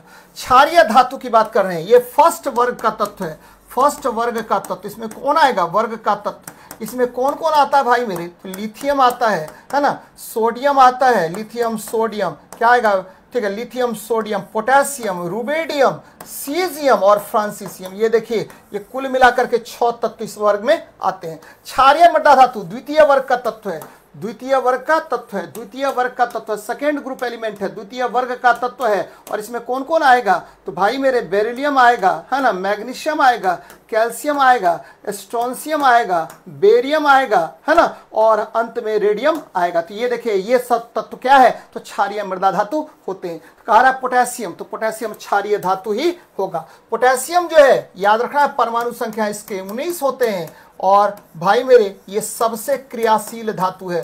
सबसे क्रियाशील धातु कौन है, तो भाई मेरे बराबर आपसे क्वेश्चन पूछेगा कि सबसे क्रियाशील धातु है पोटेशियम। पोटेशियम पोटेशियम बड़ा अच्छा सवाल है, बहुत पूछता है। नेक्स्ट देखते हैं, चलिए ये देखिए क्या कह रहा है भाई मेरे, ठीक है। 6 से 8 और 9 से 10, 81 से 100 नंबर टेस्ट शुरू होने वाला है। या शुरू देखिए 91 चल रहा है, तो आप लोग इसमें जरूर भाग लीजिए, और फिर देखिए कमाल क्या होता है ना, क्योंकि ठीक है आपको जैसे ही 95 सेट पहुंचेगा उसके बाद एकदम प्रारूप बदल जाएगा सेट का। चलिए अच्छी बात है। इथेनॉल, इथेनॉल क्या होता भाई, इथेनॉल जो है ध्यान में रखिएगा फॉर्मूला हो गया C2H5OH। C2H5OH होता है इथेनॉल, और याद रखिएगा क्या कहते हैं इसको, शराब में उपयोगी, है ना, शराब में उपयोगी है। याद रखना है शराब में कौन सबसे ज्यादा घटक होता है, तो इथेनॉल होता है ना, याद रखना बच्चे। दूसरा बराबर आपसे क्वेश्चन पूछेगा, ठीक है। दूसरा पावर पेट्रोल में बराबर क्वेश्चन पूछता है कि पावर पेट्रोल में कौन होता है, तो भैया मेरे आपको इथेनॉल होता है। बच्चे रेक्टिफाइड स्पिरिट में कौन होता है, तो रेक्टिफाइड स्पिरिट में भी यही होता है, स्पिरिट में इथेनॉल ही होता है, स्पिरिट में, रेक्टिफाइड स्पिरिट में, है ना। चलिए अच्छी बात है। और देखिए ठीक है क्या होगा, तो इसका क्वथनांक, है ना, क्वथनांक BP ये काफी कम होता है, +78 डिग्री सेल्सियस होता है इसका, ठीक है। आपको MP या FP जो भी बोलिए फ्रीजिंग पॉइंट, है ना, ये कितना होता है, तो -118 डिग्री सेल्सियस होता है। तो ये बराबर आपसे क्वेश्चन पूछेगा, है ना। तो क्या होगा, तो BP पूछ रहा है 78 डिग्री सेल्सियस। याद रखिए बच्चे कि इथेनॉल को हम क्या कहते हैं, तो इसको बोलते हैं ग्रेन अल्कोहल। ग्रेन अल्कोहल कहा जाता है, ग्रेन अल्कोहल कहते हैं। बड़ा अच्छा बात है भाई, बहुत पूछा जाता है, ग्रेन अल्कोहल कहते हैं। चलिए नेक्स्ट देखते हैं, क्या निम्नलिखित में से कौन सा पॉलीएमाइड है, तो भाई नायलॉन जो है ये पॉलीएमाइड है ना। नायलॉन, नायलॉन को आप क्या कहते हैं भाई, बहुत बहुत इंपॉर्टेंट है। नायलॉन को आप पॉलीएमाइड कहते हैं, पॉलीएमाइड कहते हैं, एकदम ध्यान में रखिएगा, पॉलीएमाइड कहते हैं। Nylon is known as polyamide, और ये याद रखिएगा दो तरह के पाए जाते हैं, नायलॉन 66, है ना, और दूसरा पाया जाता है नायलॉन 6। एकदम नोट डाउन कर लेना भाई मेरे, नायलॉन 6। ये जो है नायलॉन 66, इसका निर्माण किसने किया था, तो कोरोदर्स ने, कोरोदर्स ने किया था। ध्यान में रखिए कोरोदर्स ने किया था किसका निर्माण, तो आपको नायलॉन 66 का।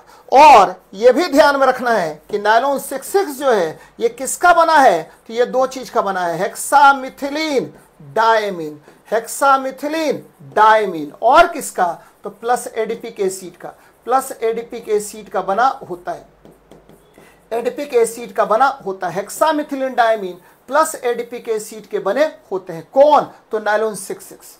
अब नायलॉन 6 का निर्माण किसने किया था, तो पॉल सेलेक ने। याद रखिएगा पॉल सेलेक नामक वैज्ञानिक ने किया था। और ये किसका बना होता भाई मेरे, तो ध्यान में रखिएगा ये बना होता है हाँ कैप्रोलैक्टम का, कैप्रोलैक्टम का, कैप्रोलैक्टम का बना होता है ना, कैप्रोलैक्टम का निर्मित होता है। बराबर आपसे क्वेश्चन पूछेगा, है ना बच्चे, डब्लू कैप्रोलैक्टम निर्मित होता है। तो नायलॉन कितने प्रकार के, तो 2 प्रकार के, मैंने बता दिया है बच्चे। पॉलीथीन, ये इथीन का बहुलक है, इथीन का बहुलक, इथीन का बहुलक है, एकदम ध्यान में रखिएगा। इथीन का बहुलक क्या होता है, तो पॉलीथीन होता है। और बेकेलाइट, ये किसका बहुलक होता है, तो ध्यान में रखिएगा कि यह फिनॉल और फॉर्मल्डिहाइड, फिनॉल प्लस क्या, फॉर्मल्डिहाइड का बहुलक होता है, फिनॉल प्लस फॉर्मल्डिहाइड का बहुलक है। कौन भाई मेरे, तो आपको हाँ याद रखना है कि ये हो गया बेकेलाइट, बेकेलाइट, एकदम ध्यान में रखिएगा। बराबर आपसे क्वेश्चन पूछता है, तो बड़ी इंपॉर्टेंट है और खूब पूछा जाता है। तो भाई नायलॉन आपको एकदम बेधड़क पॉलीएमाइड मार दीजिए, है ना। चलिए अच्छा प्रश्न है। अगला प्रश्न पर बात करते हैं। कैथोड किरण का E/M का मान निर्भर करता है, तो भाई मेरे कैथोड किरण का E/M, है ना, ध्यान में रखिएगा। कैथोड किरण की खोज किसने की खोज कैथोड किरण की खोज की थी जे थॉमसन। एकदम ध्यान में रखे भाई मेरे, की खोज जे थॉमसन ने किया था, है ना, जे थॉमसन ने किया था। बड़ा इंपॉर्टेंट है, बराबर आपसे क्वेश्चन पूछता है, थॉमसन ने किया था। चलिए ये देखिए बड़ी अच्छी बात है, किया था किसने, तो जे थॉमसन ने इसकी खोज की थी। ये भी ध्यान में रखना है कि कैथोड किरण, बहुत अच्छी बात बता रहा हूं बच्चे, कैथोड किरण, ठीक है, कैथोड किरण एकदम ध्यान में रखिए बच्चे। कैथोड किरण उस गैस पर, है ना, याद रखना है, कैथोड किरण कैसे उत्पन्न किया गया था, तो कैथोड किरण विसर्ग नली प्रयोग, याद रखिए बच्चे, विसर्ग नली प्रयोग, इसको बोलते हैं डिस्चार्ज ट्यूब मेथड द्वारा उत्पन्न किया गया था। डिस्चार्ज ट्यूब मेथड, है ना, एकदम ध्यान में रखिएगा, डिस्चार्ज ट्यूब मेथड द्वारा उत्पन्न किया गया था। बहुत इंपॉर्टेंट है, बराबर आपसे क्वेश्चन पूछेगा कि जे थॉमसन ने, है ना, किस विधि द्वारा आपको कैथोड किरण को उत्पन्न किया था, तो याद रखना है डिस्चार्ज ट्यूब मेथड के द्वारा उन्होंने उत्पन्न किया था। किसको, तो भाई मेरे, ठीक है, आपका जो कैथोड किरण है उसको उत्पन्न किया था। बहुत महत्वपूर्ण है। और कैथोड किरण जो है, याद रखिएगा, ये देखिए ई का मान हुआ 1.6 into 10 to the power minus 19 coulomb और मास होता है 9.1 into 10 to the power minus 31 kg। ठीक है, याद रखना है भाई मेरे, ये, ठीक है, आपको द्रव्यमान और क्या है E/m है। लेकिन ध्यान में रखना है कैथोड किरण जो है विसर्ग नली में भरी गैस के किसी प्रकृति पर निर्भर नहीं करेगा, न तो विसर्ग नली में भरी गैस पर निर्भर करेगा, न ताप पर निर्भर करेगा, न दाब पर निर्भर करेगा, उपरोक्त में से किसी पर निर्भर नहीं करेगा। याद रखना है, ये बड़ा इंपॉर्टेंट कंसेप्ट है कि विसर्ग नली, ठीक है, याद रखिए बच्चे, ठीक है, कैथोड किरण, इसको एकदम नोट डाउन कर लेना है। कैथोड किरण, है ना, कैथोड किरण उस गैस की प्रकृति पर निर्भर नहीं करता है, उस गैस की प्रकृति पर निर्भर नहीं करता है, है ना, याद रखना है, निर्भर नहीं करता है, ठीक है, जिसे विसर्ग नली में ली जाती है, ध्यान में रखिएगा, विसर्ग नली में ली जाती है, उस गैस के प्रकृति पर निर्भर नहीं करेगा, नली में ली जाती है ना बच्चे, नली में ली जाती है ना, याद रखना है। ये क्या होगा, तो यहां पर, है ना, E/m का जो रेशियो होगा, है ना, हर कंडीशन में E/m का रेशियो हमेशा स्थिर होगा, कभी बदलेगा नहीं, ये कांस्टेंट वैल्यू होगा। ध्यान में रखना है भाई मेरे, E/m हमेशा क्या होगा, स्थिर होगा। बड़ा अच्छा सवाल है, तो ये ध्यान में रखनी चाहिए आपको। चलिए अगले प्रश्न पर बात करते हैं भाई मेरे। तो इसीलिए इसका आंसर क्या होगा, तो आपको मैंने पहले ही आंसर बता दिया है, उपरोक्त में से कोई नहीं होगा, न तो ताप पर निर्भर करेगा, न तो दाब पर निर्भर करेगा, न विसर्ग में भरी गैस पर निर्भर करेगा, किसी पर निर्भर नहीं करेगा। याद रखना, इसीलिए आंसर मार दीजिएगा ई नंबर, है ना, ध्यान में रखना भाई, जो बता रहे हैं उसको नोट डाउन नहीं करेगा तो कैसे पास करेगा। इसीलिए सभी बच्चों से आग्रह है कि बच्चे जो पढ़ा रहे हैं उसको नोट डाउन कीजिए, फिर देखिए अमूलचूल परिवर्तन आप में होगा। अब देखिए तीसरे समूह, है ना, तीसरा समूह थर्ड ग्रुप की बात कर रहा है भाई मेरे। थर्ड ग्रुप में कौन कौन सा तत्व आएगा, है ना, थर्ड ग्रुप में कौन कौन आएगा, तो सबसे पहले आ जाता बोरोन, है ना, तो बोरोन से बन गया बोरोन ऑक्साइड B2O3, देखिए अम्लीय होगा, याद रखिए बच्चे, अम्लीय होगा। दूसरा कौन सा आएगा, तो बोरोन के बाद एल्युमिनियम आ जाएगा Al2O3, क्या होगा, तो भाई मेरे ये क्या होगा, तो याद रखिएगा उभयधर्मी होता है, एम्फोटेरिक बोलते हैं इसको, एम्फोटेरिक होगा।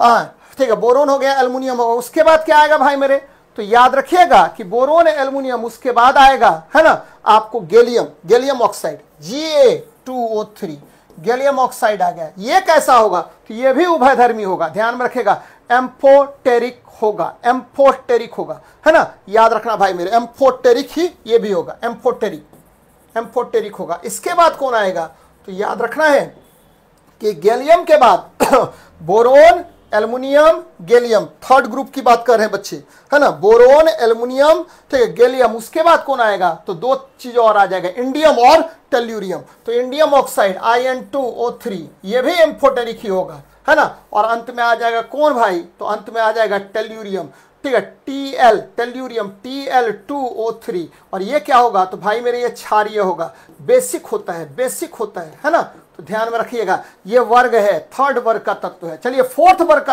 समूह का तत्व के बारे में बात करें। फोर्थ समूह में कौन होता है फोर्थ ग्रुप में? तो भाई मेरे सबसे पहले होता है कार्बन, है ना।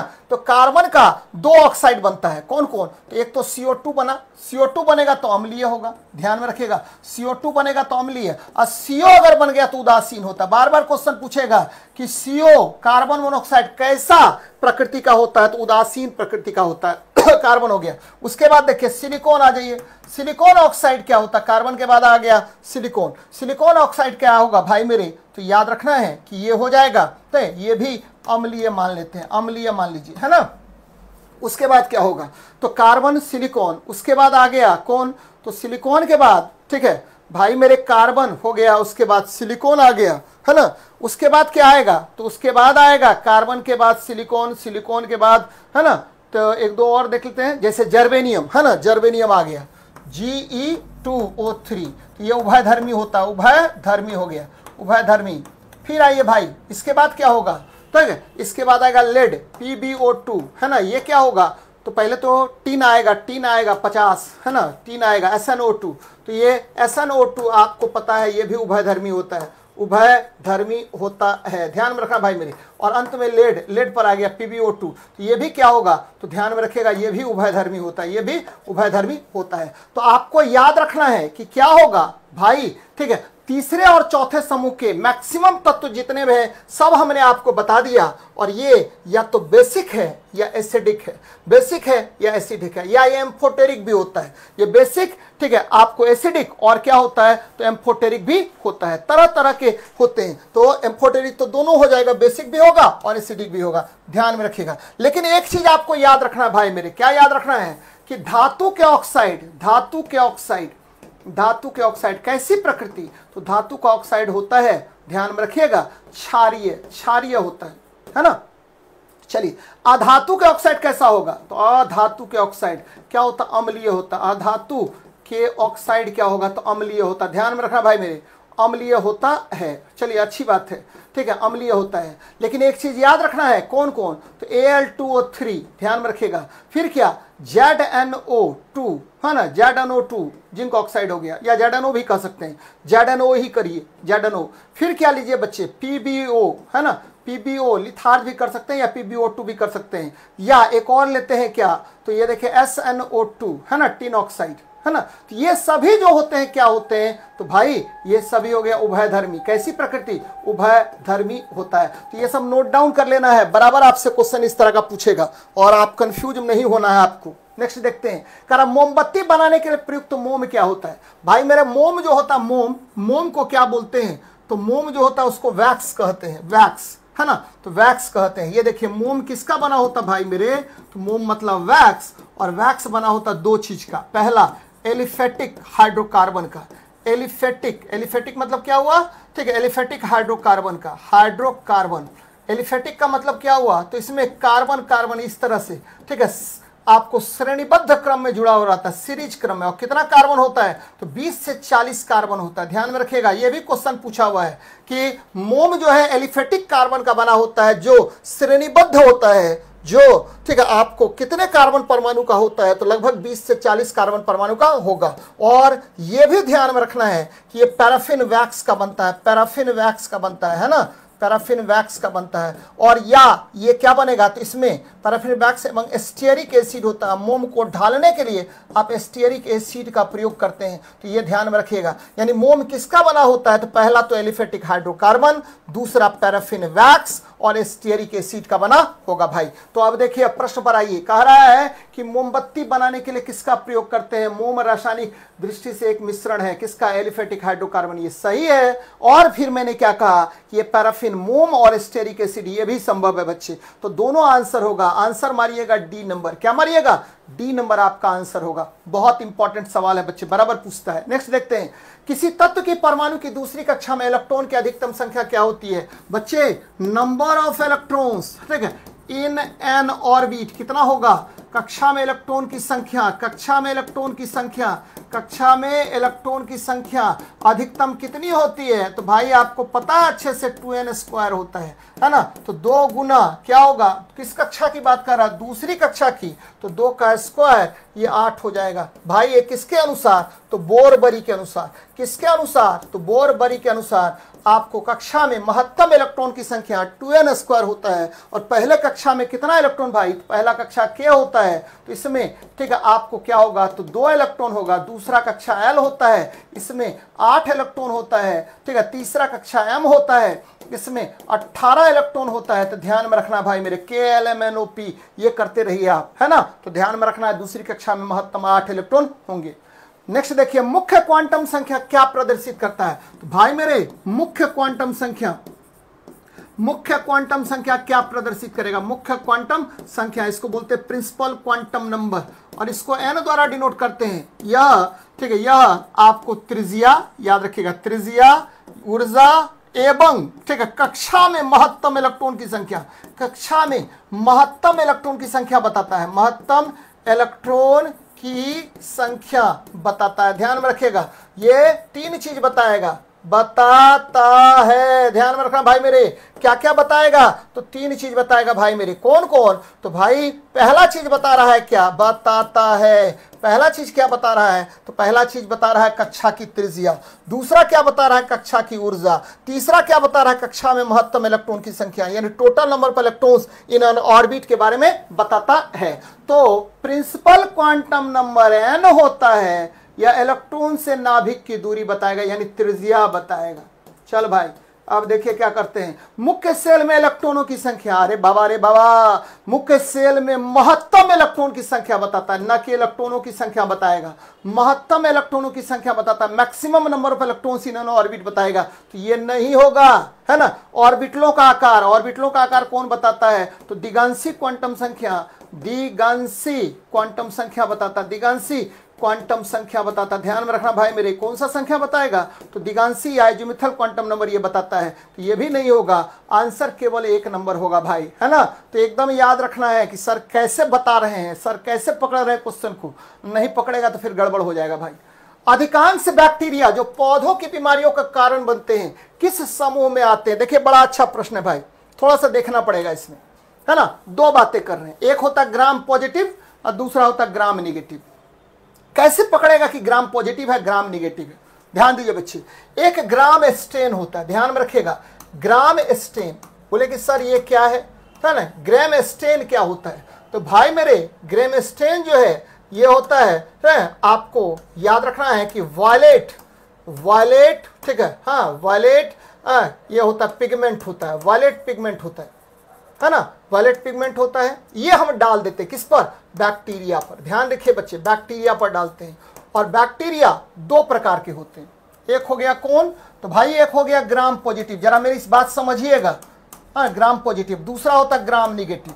बोले कि सर दोनों में क्या अंतर है ना। हाँ तो ये देखिए दोनों में क्या अंतर है। तो पहली बात ये जान लीजिए कि आपको ग्राम पॉजिटिव जो बैक्टीरिया होता है ना, ये इसका जो आउटर आवरण होता है वह आवरण या कोशिका भित्ति। ध्यान में रखे बच्चे, कोशिका भित्ति ये किसका बना होता है? तो कोशिका भित्ति बना होता है मोटे, ठीक है, मोटे पेप्टिडोग्लाइकेन का, मोटे पेप्टिडोग्लाइकेन का, पेप्टिडोग्लाइकेन का बना होता है। एकदम ध्यान में रखेगा, मोटे पेप्टिडोग्लाइकेन का बना होता है, एकदम ध्यान में रखना बच्चे, है ना, बना होता है। और जैसे ही ठीक है वायलेट पिगमेंट इस पर डालेंगे, ग्रेम स्ट्रेन डालेंगे, तो इसका कलर वायलेट हो जाएगा, वायलेट हो जाएगा। ध्यान में रखे बच्चे। और ठीक है ग्राम निगेटिव बैक्टीरिया जो है, ठीक है, ये किसका? इसका जो कोशिका भित्ति होता है, ठीक है, ये पतली है ना। कोशिका भित्ति किसका बना होता है भाई मेरे?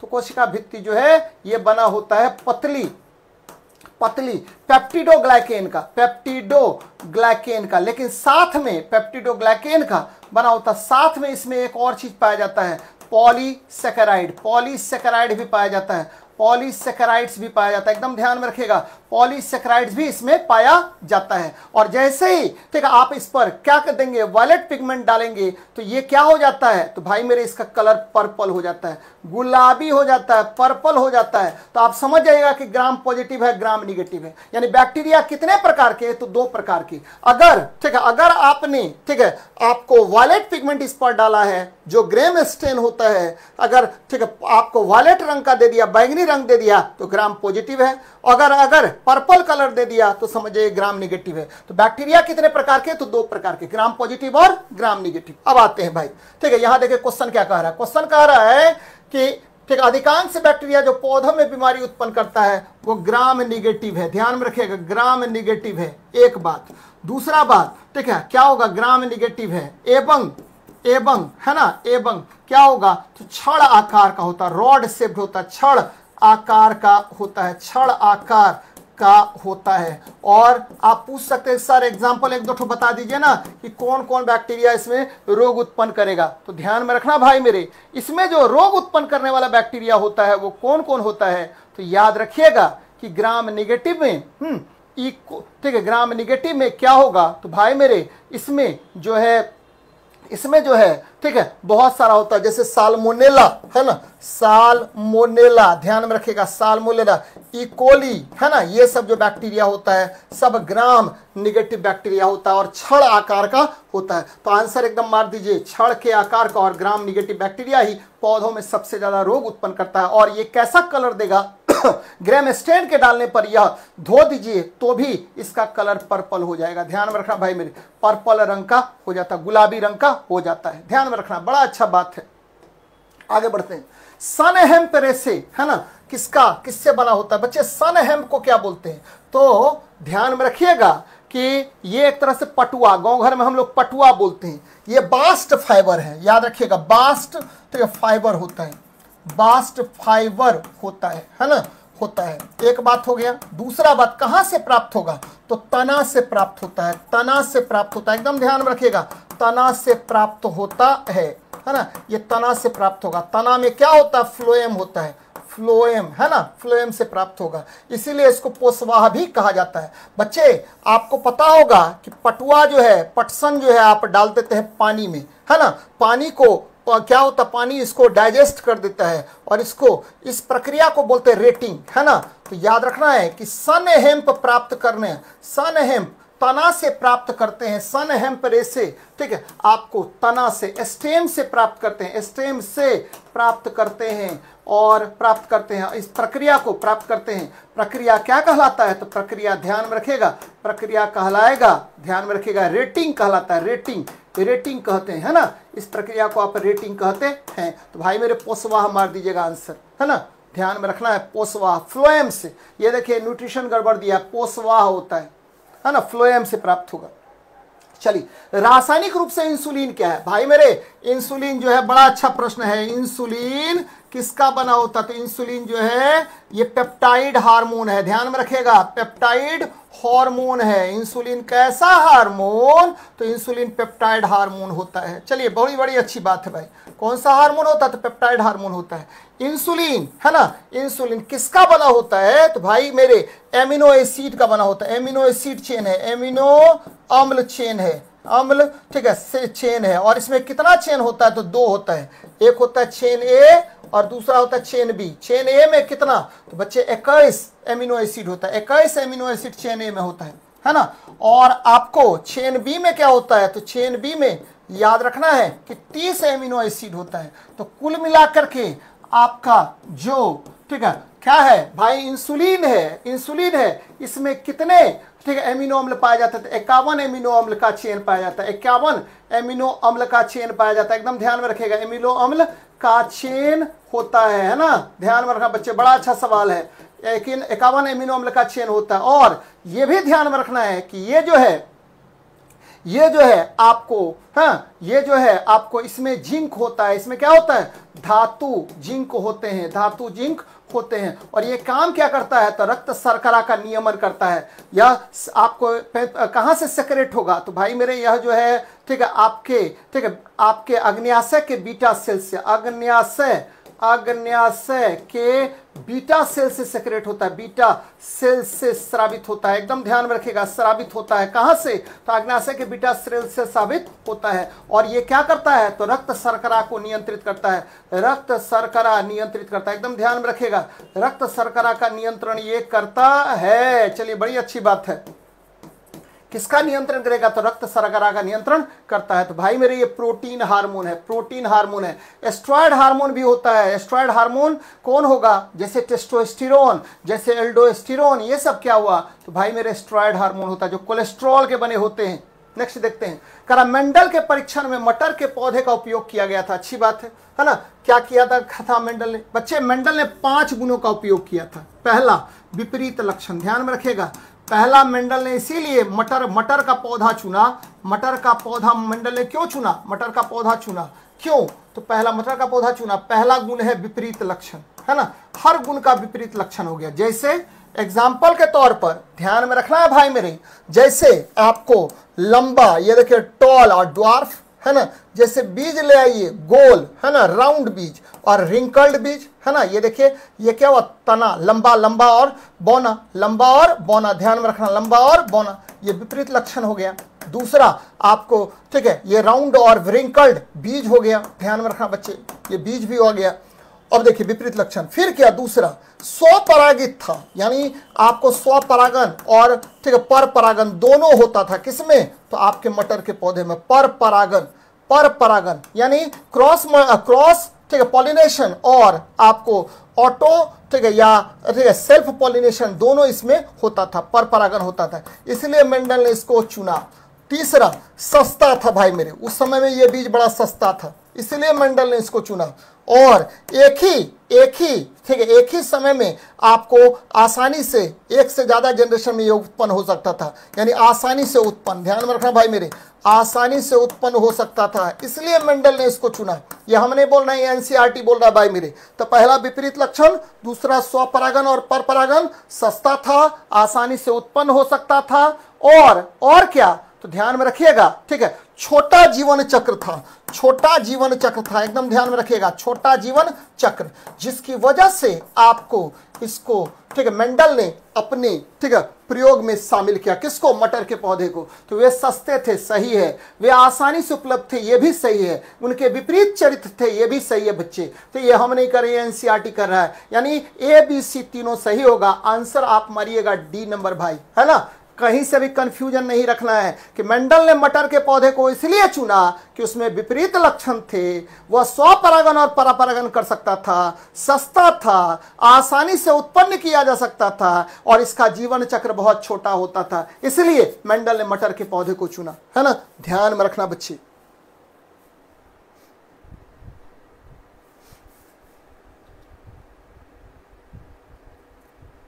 चलिए तो भाई थोड़ा सा पढ़ाई पे ध्यान दीजिए, ये बात सही बोल रहा है लड़का। चले, घातक कैंसर में कोशिका प्रफुल्लित होती है, तेजी से वृद्धि करती है तथा शरीर के अन्य भागों में पहुंचकर नए ट्यूमर का निर्माण करती है। बच्चे, ठीक है, याद रखना है, ध्यान दीजिए मेरी बात को। कैंसर, है ना, कैंसर किसकी वजह से? तो ओन्कोजीन के कारण, ध्यान में रखना है, ओन्कोजीन के कारण होता है, पहली बात, है ना, होता है। और कैंसर आपको, ठीक है, रक्त या, हाँ, कैंसर ट्यूमर से, है ना, ट्यूमर से, किससे बच्चे? ट्यूमर से, किस ट्यूमर से? कहा? ट्यूमर से रक्त या लिम्फ के द्वारा, रक्त या लिम्फ के द्वारा, कहा? लिम्फ के द्वारा पूरे शरीर में फैल जाता है, पूरे शरीर में फैलता है, शरीर में फैलता है। इसको क्या कहते हैं? फैलता है। इसको, इस घटनाक्रम को याद रखिएगा, मेटास्टेसिस कहा जाता है। मेटा, है ना, मेटास्टेसिस कहते हैं, मेटास्टेसिस कहते हैं। ध्यान में रखना भाई मेरे, क्या कहेंगे? मेटास्टेसिस कहते हैं। तो याद रखना है कि मेटास्टेसिस कहते हैं, मेटास्टेसिस कहा जाता है ना? कैंसर ओन्कोजीन के कारण होता है, और वहां ट्यूमर से ये ओन्कोजीन बाहर निकलेगा और रक्त या लिम्फ के माध्यम से पूरे शरीर में फैल जाता है, और इसी घटनाक्रम को आप क्या कहते हैं? तो मेटास्टेसिस कहते हैं। बच्चे, टेरेटोजेनेसिस क्या होता है? तो भ्रूण में विकृति, भ्रूण भ्रूण भ्रूण में विकृति को आप क्या कहते हैं? तो भ्रूण में यानी एम्ब्रियो में ही अगर डिफॉर्मिटीज आ जाएगा तो उसको क्या कहते हैं? तो टेरेटोजेनेसिस कहते हैं। तो याद रखना है इसको बच्चे, है ना, बहुत अच्छी बात है। अगले प्रश्न में बात करते हैं। चलिए देखिए, मंजिल बैच स्टार्ट हुआ है। सड़ाने वाले जीवाणु क्रिया करते हैं। सड़ाने वाले जीवाणु किस पर क्रिया करते? देखिए, प्यूट्रीफाइंग बैक्टीरिया प्रोटीन पर क्रिया करेगा, यानी प्यूट्रीफाइंग बैक्टीरिया याद रखना है इस पर करेगा, प्रोटीन पर कार्य करता है। ठीक है, स्टार्च पर कौन कार्य करेगा? भाई मेरे, स्टार्च पर कार्य करता है, ध्यान में रखिएगा कि कौन सा? तो स्टार्च पर कार्य करेगा fermentation, fermenting bacteria. Fermenting bacteria काम करता है स्टार्च पर। फर्मेंटिंग बैक्टीरिया काम करता है किस पर? तो स्टार्च पर काम करता है। बच्चे, वसा पर कौन सा बैक्टीरिया काम करेगा? तो लिपो, है ना, लिपोलिसिस, लिपोलाइसिस बैक्टीरिया। याद रखना, लिपोलाइसिस, ठीक है, जीवाणु जो होता है वो किस पर काम करता है? तो आपको वसा पर काम करता है। और ठीक है, वसा का अपघटन, ध्यान में रखिएगा, प्रोटीन का अपघटन, प्रोटीन का अपघटन, प्रोटीन का अपघटन, है ना, प्रोटीन का अपघटन, ये क्या कहलाएगा? तो भाई मेरे, प्रोटीन का अपघटन कहलाता है प्यूट्रीफाइंग, प्यूट्रीफाइंग कहलाएगा, प्यूट्रीफाइंग कहलाएगा, है ना। स्टार्च का अपघटन ये क्या कहलाएगा? तो भाई मेरे, स्टार्च का अपघटन कहलाता है क्या? स्टार्च का अपघटन कहलाता है, एकदम ध्यान में रखिएगा, ठीक है, फर्मेंटेशन, है ना, किण्वन कहलाता, फर्मेंटेशन कहलाता है, फर्मेंटेशन कहलाता है ना। और एक और चीज आता है क्या बच्चे? ठीक है, आपका वसा का अपघटन क्या कहलाता है? वसा का अपघटन क्या कहलाता है? तो भाई मेरे, वसा का अपघटन क्या कहलाएगा? तो एकदम ध्यान में रखिएगा कि वसा का अपघटन कहलाता है क्या? तो लिपोलाइसिस, लिपोलाइसिस कहलाता है, लिपोलाइसिस कहलाता है। तो बड़ा अच्छी बात है ना। और ये प्रोटीन का विघटन हो जाएगा, है ना। सड़ाने वाले जीवाणु क्रिया करते हैं, यानी प्यूट्रीफाइंग बैक्टीरिया किस पर काम करेगा? तो प्रोटीन पर काम करेगा और प्रोटीन को तोड़ देता है ना।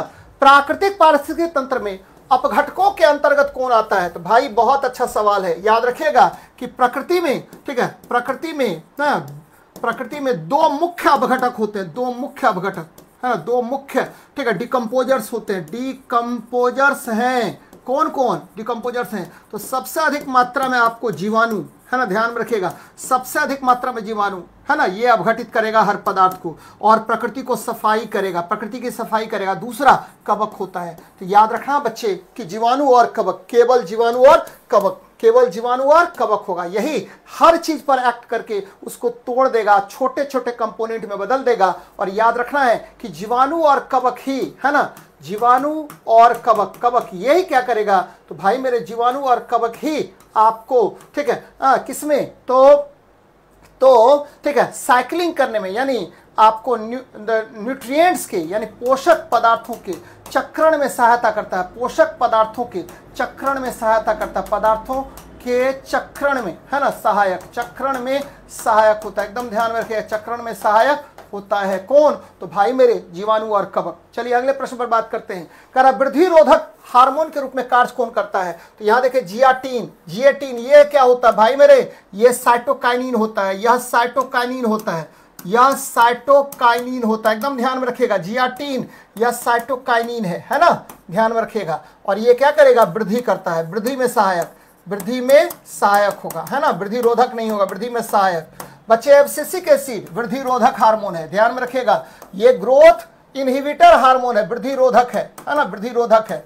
और फिर आते हैं एब्सिसिक अम्ल, या ठीक है, इथिलीन, ध्यान में रखिएगा, एब्सिसिक अम्ल, इथिलीन जो है ये भी पत्ता, है ना, पत्ता की वृद्धि, पत्ता, ठीक है, के विगलन, विगलन और क्या याद रखना, फूल के विगलन में सहायता करता है, फूल के टूटने में सहायता करेगा, फूल के विगलन में, फूल के विगलन में सहायता करता। भैया ये विगलन की बात क्या कह रहे हैं? ये टूटना, अपने आप टूटना, इसमें सहायक होता है। इसीलिए ठीक है, इथिलीन भी आपको क्या है? तो वृद्धि रोधक हार्मोन है। भले ही यह आपको फल को पकाने में सहायक होता है, एकमात्र गैसीय हार्मोन है, लेकिन यह सबसे अधिक उपयोगी किसमें होता है? तो बच्चे, पत्ता के विगलन में, फूल के विगलन में यह उपयोगी होता है। इसीलिए वृद्धि रोधक हार्मोन कौन कौन हो गया? तो एब्सिसिक एसिड भी हो गया और इथिलीन भी हो गया, लेकिन मेनली वृद्धि रोधक हार्मोन कौन है? तो आपको एब्सिसिक एसिड है ना, लेकिन इसमें आपको ग्रोथ इनहिबिटर्स कौन है? तो दोनों मारिएगा, एब्सिसिक अम्ल और इथिलीन। मैंने क्या कहा? पत्ता, फूल, या आप कहिए पतझड़ के समय में, पत्ते के झड़ने में, सब में उपयोगी होता है इथिलीन, है ना। चलिए नेक्स्ट देखते हैं, लाल चना। बच्चे लाल चना जो होता है ये क्या होता है, अरहर होता है, केजेनस केजन होता है। लाल चना में आपको पता है प्रोटीन, ठीक है, कार्बोहाइड्रेट और वसा सबका ये स्रोत होगा। प्रोटीन, कार्बोहाइड्रेट और क्या होगा, तो वसा सबका यह स्रोत होता है, वसा का स्रोत होता है। एकदम ध्यान में रखिए बच्चे, स्रोत होता है कौन, तो केजेनस केजेन, केजेनस केजेन, है ना। सोयाबीन भी प्रोटीन का बहुत बड़ा स्रोत होता है। मूंग ये हरा कलर का होता है, ध्यान में रखिएगा, हरा रंग का होगा, हरा रंग का। और ये उजला रंग का होता है भाई मेरे, उजला रंग का होता है ना। ध्यान में रखिएगा तीनों जो है आपको क्या है, तो तीनों जो है लेग्यूमिनस है, लेग्यूमिनस प्लांट है, लेग्यूमिनस है, दलहनी पादप की श्रेणी में आता है। लेग्यूमिनस प्लांट है बच्चे, लेग्यूमिनस प्लांट तीनों है, दलहनी पादप की श्रेणी में आता है तीनों। लेकिन अरहर जो है लाल चना है ना, केजनस केजन। चलिए, मनुष्य में एफ्लाटॉक्सिन खाद्य विषाक्तता किसकी वजह से होता है, तो मनुष्य में जो खाद्य विषाक्तता होता है यह कवक के कारण होता है। कौन सा कवक भैया, है ना, कवक के कारण होता है, कवक के कारण। और याद रखना है कवक के कारण, कौन सा कवक के कारण आपको खाद्य विषाक्तता होता है भैया, दो कवक होता है। एक कवक होता है, ध्यान में रखना है कि एक कवक जिसका नाम क्या है ना, एक कवक का नाम बता दीजिए आप लोग, कमेंट कर रहा है कोई, है ना, बताइए क्या नाम होगा भाई। एस्परजिलस फ्लेवस और दूसरा होता है एस्परजिलस, ठीक है, पैरासिटिकम, है ना। पहला हुआ एस्परजिलस, एस्परजिलस, ध्यान में रखिएगा, एस्परजिलस जीलस। ये देखिए बड़ा अच्छा चीज है बच्चे। पहला क्या है, तो ये आपको एस्परजिलस है ना, फ्लेवस, फ्लेवस, है ना।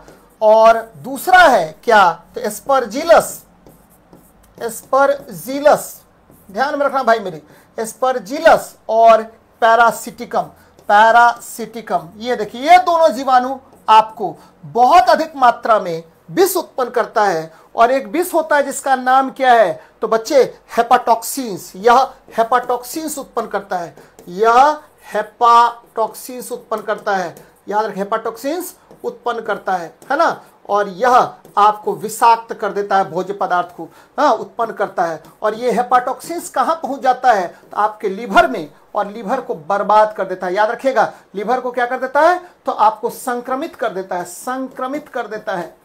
यदि जल्दी से इलाज नहीं हुआ तो लीवर गायब, संक्रमित कर देता है भाई, बहुत इंपॉर्टेंट है, बराबर आपसे क्वेश्चन पूछेगा है।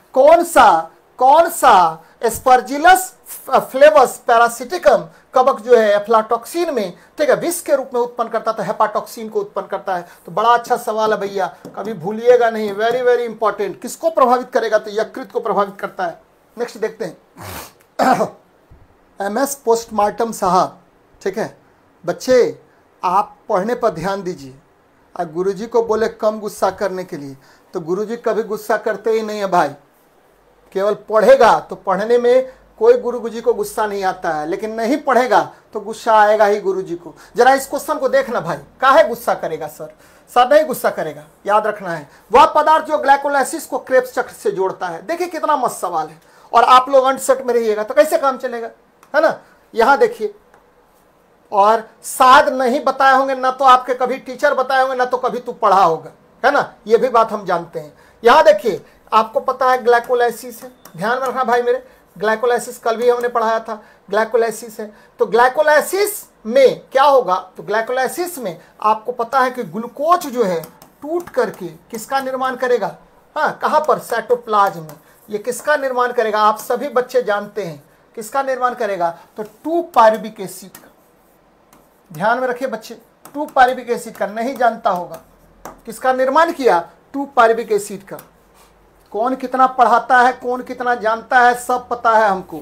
इसीलिए बेहतर यही होगा कि खूब मन लगा करके पढ़िए। यकीन मानिए कि इतना अच्छा चीज सीख जाइएगा यहाँ से कि फिर ठीक है उसका जोड़ नहीं है। याद है कि 2 पायरुविक एसिड आ गया, कोई प्रॉब्लम नहीं, ये क्रेब्स चक्र है भैया। 2 पायरुविक एसिड डायरेक्ट क्रेब्स चक्र में प्रवेश नहीं करेगा, है ना। कैसे प्रवेश करेगा, तो याद रखना है कि 2 पायरुविक एसिड, ये ध्यान से सुनिए मेरी बात को बच्चे, 2 पायरुविक एसिड, ठीक है, एक CO2 त्याग देगा, एक CO2 त्यागेगा, है ना। याद रखना 2 पायरुविक एसिड 3 कार्बन का क्या है, यौगिक है, 3 कार्बन कंपाउंड है।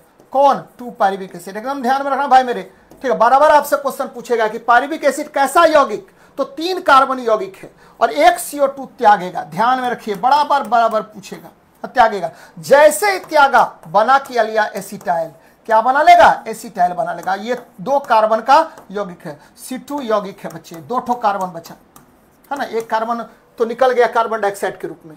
अब ये किससे जुड़ेगा? तो यह प्रोटीन से जुड़ गया, कोएंजाइम ए प्रोटीन से जुड़ गया, कोएंजाइम ए प्रोटीन से जुड़ गया। ध्यान में रखना भाई मेरे, कौन सा है प्रोटीन से जुड़ा? तो कोएंजाइम ए प्रोटीन से जुड़ गया, है ना, ध्यान में रखिएगा। अब ये मिल करके क्या हुआ? तो आपके पायरुविक एसिड में इंटर कर गया। कौन सा? ये इंटर कर गया क्रेब्स साइकिल में, क्रेब्स साइकिल में इंटर कर गया। ध्यान में रखना भाई मेरे। तो क्रेब्स साइकिल में कौन इंटर करता है? तो क्रेब्स साइकिल में इंटर किया एसिटाइल कोएंजाइम ए।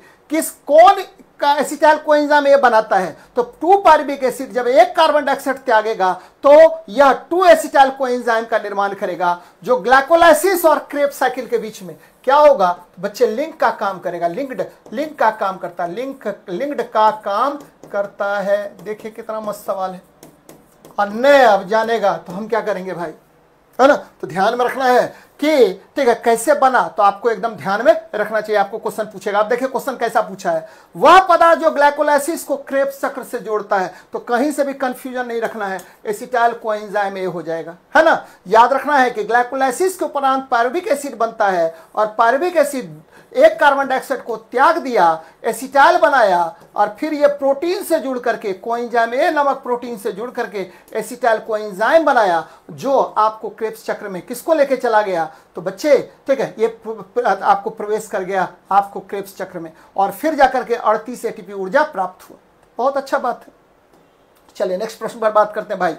क्या कर रहा है? नाइट्रोजन का एक आवश्यक अवयव नहीं है भैया कार्बोहाइड्रेट जो है ये किसका? तो CxH2OY का बना होता है। यहां पर कहीं भी आपको क्या है? नाइट्रोजन नहीं है भैया, नाइट्रोजन है ही नहीं।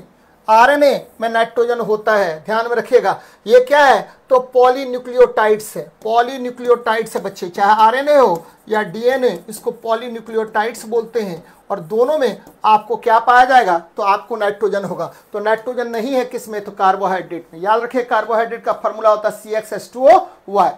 चलिए नेक्स्ट देखते हैं, निम्नलिखित में से कौन सा खसरा रोग है? भैया ये देखिए खसरा रोग जो होता है, खसरा मतलब मिजल्स किसकी वजह से? तो मोरविली वायरस से, मोरविली वायरस से होता है, मोरविली वायरस से होता है। और याद रखिएगा हेलमिंथस, ये क्या हुआ? कृमि रोग होता है। कृमि रोग आपको शरीर में होगा, कौन? हेलमिंथस के कारण। जीवाणु के कारण तो अनेक रोग होता है, जैसे ठीक है टीबी, ट्यूबरकुलोसिस, है ना, याद रखना है, जैसे टाइफाइड, ये सब क्या होगा? तो भाई मेरे आपके जीवाणु के कारण होने वाला रोग है। तो आंसर मारिएगा विषाणु, मोरविली वायरस की वजह से होता है। नेक्स्ट देखते हैं भाई क्या कर रहा है? डुगोंग नामक समुद्री जीव। बच्चे डुगोंग जो होता है याद रखना है, ये समुद्री गाय है ना, समुद्री गाय है, याद रखिएगा, समुद्री गाय बोलते हैं इसको, है ना, समुद्री गाय है भाई, है ना, समुद्री गाय है। और ठीक है, इसका खून जो होता है, रक्त जो है, तो रक्त कैसा होगा? तो रक्त जो है ध्यान में रखिएगा ये गर्म होगा, गर्म रक्त है, रक्त गर्म होगा। ठीक है, आपको बच्चे को जन्म देती है, बच्चों को जन्म देती है ना, याद रखना, बच्चों को जन्म देती है, दूध पिलाती है, दूध पिलाती है, बच्चे दूध पिलाएगा, है ना, तो दूध पिलाएगा, दूध पिलाती है, इसीलिए ये मैमल्स होगा। और ये शाकाहारी है, कैसा है? शाकाहारी है, ध्यान में रखिएगा। ये समुद्री गाय है भैया, ये स्तनधारी हो गया। कौन सा होगा? स्तनधारी होगा। बोनी फिश, याद रखना है कि ये जो है ना आपको बोन युक्त फिश होता है, उभयचर यानी स्थल, थल और स्थल दोनों पर रहेगा, जैसे मेढक बच्चे दोनों पर रहता है। तो ये आज का सेशन है, खूब अच्छे से मन लगा करके पढ़िए, और यकीन मानिए कि सर जो है आपकी भलाई के लिए बोल रहे हैं कि आप लोग नोट डाउन करिए। नहीं नोट डाउन कीजिएगा तो बहुत दिक्कत होने वाला है भाई आप सभी को, है ना। चलिए मिलते हैं नेक्स्ट क्लास में। जय हिंद, जय भारत।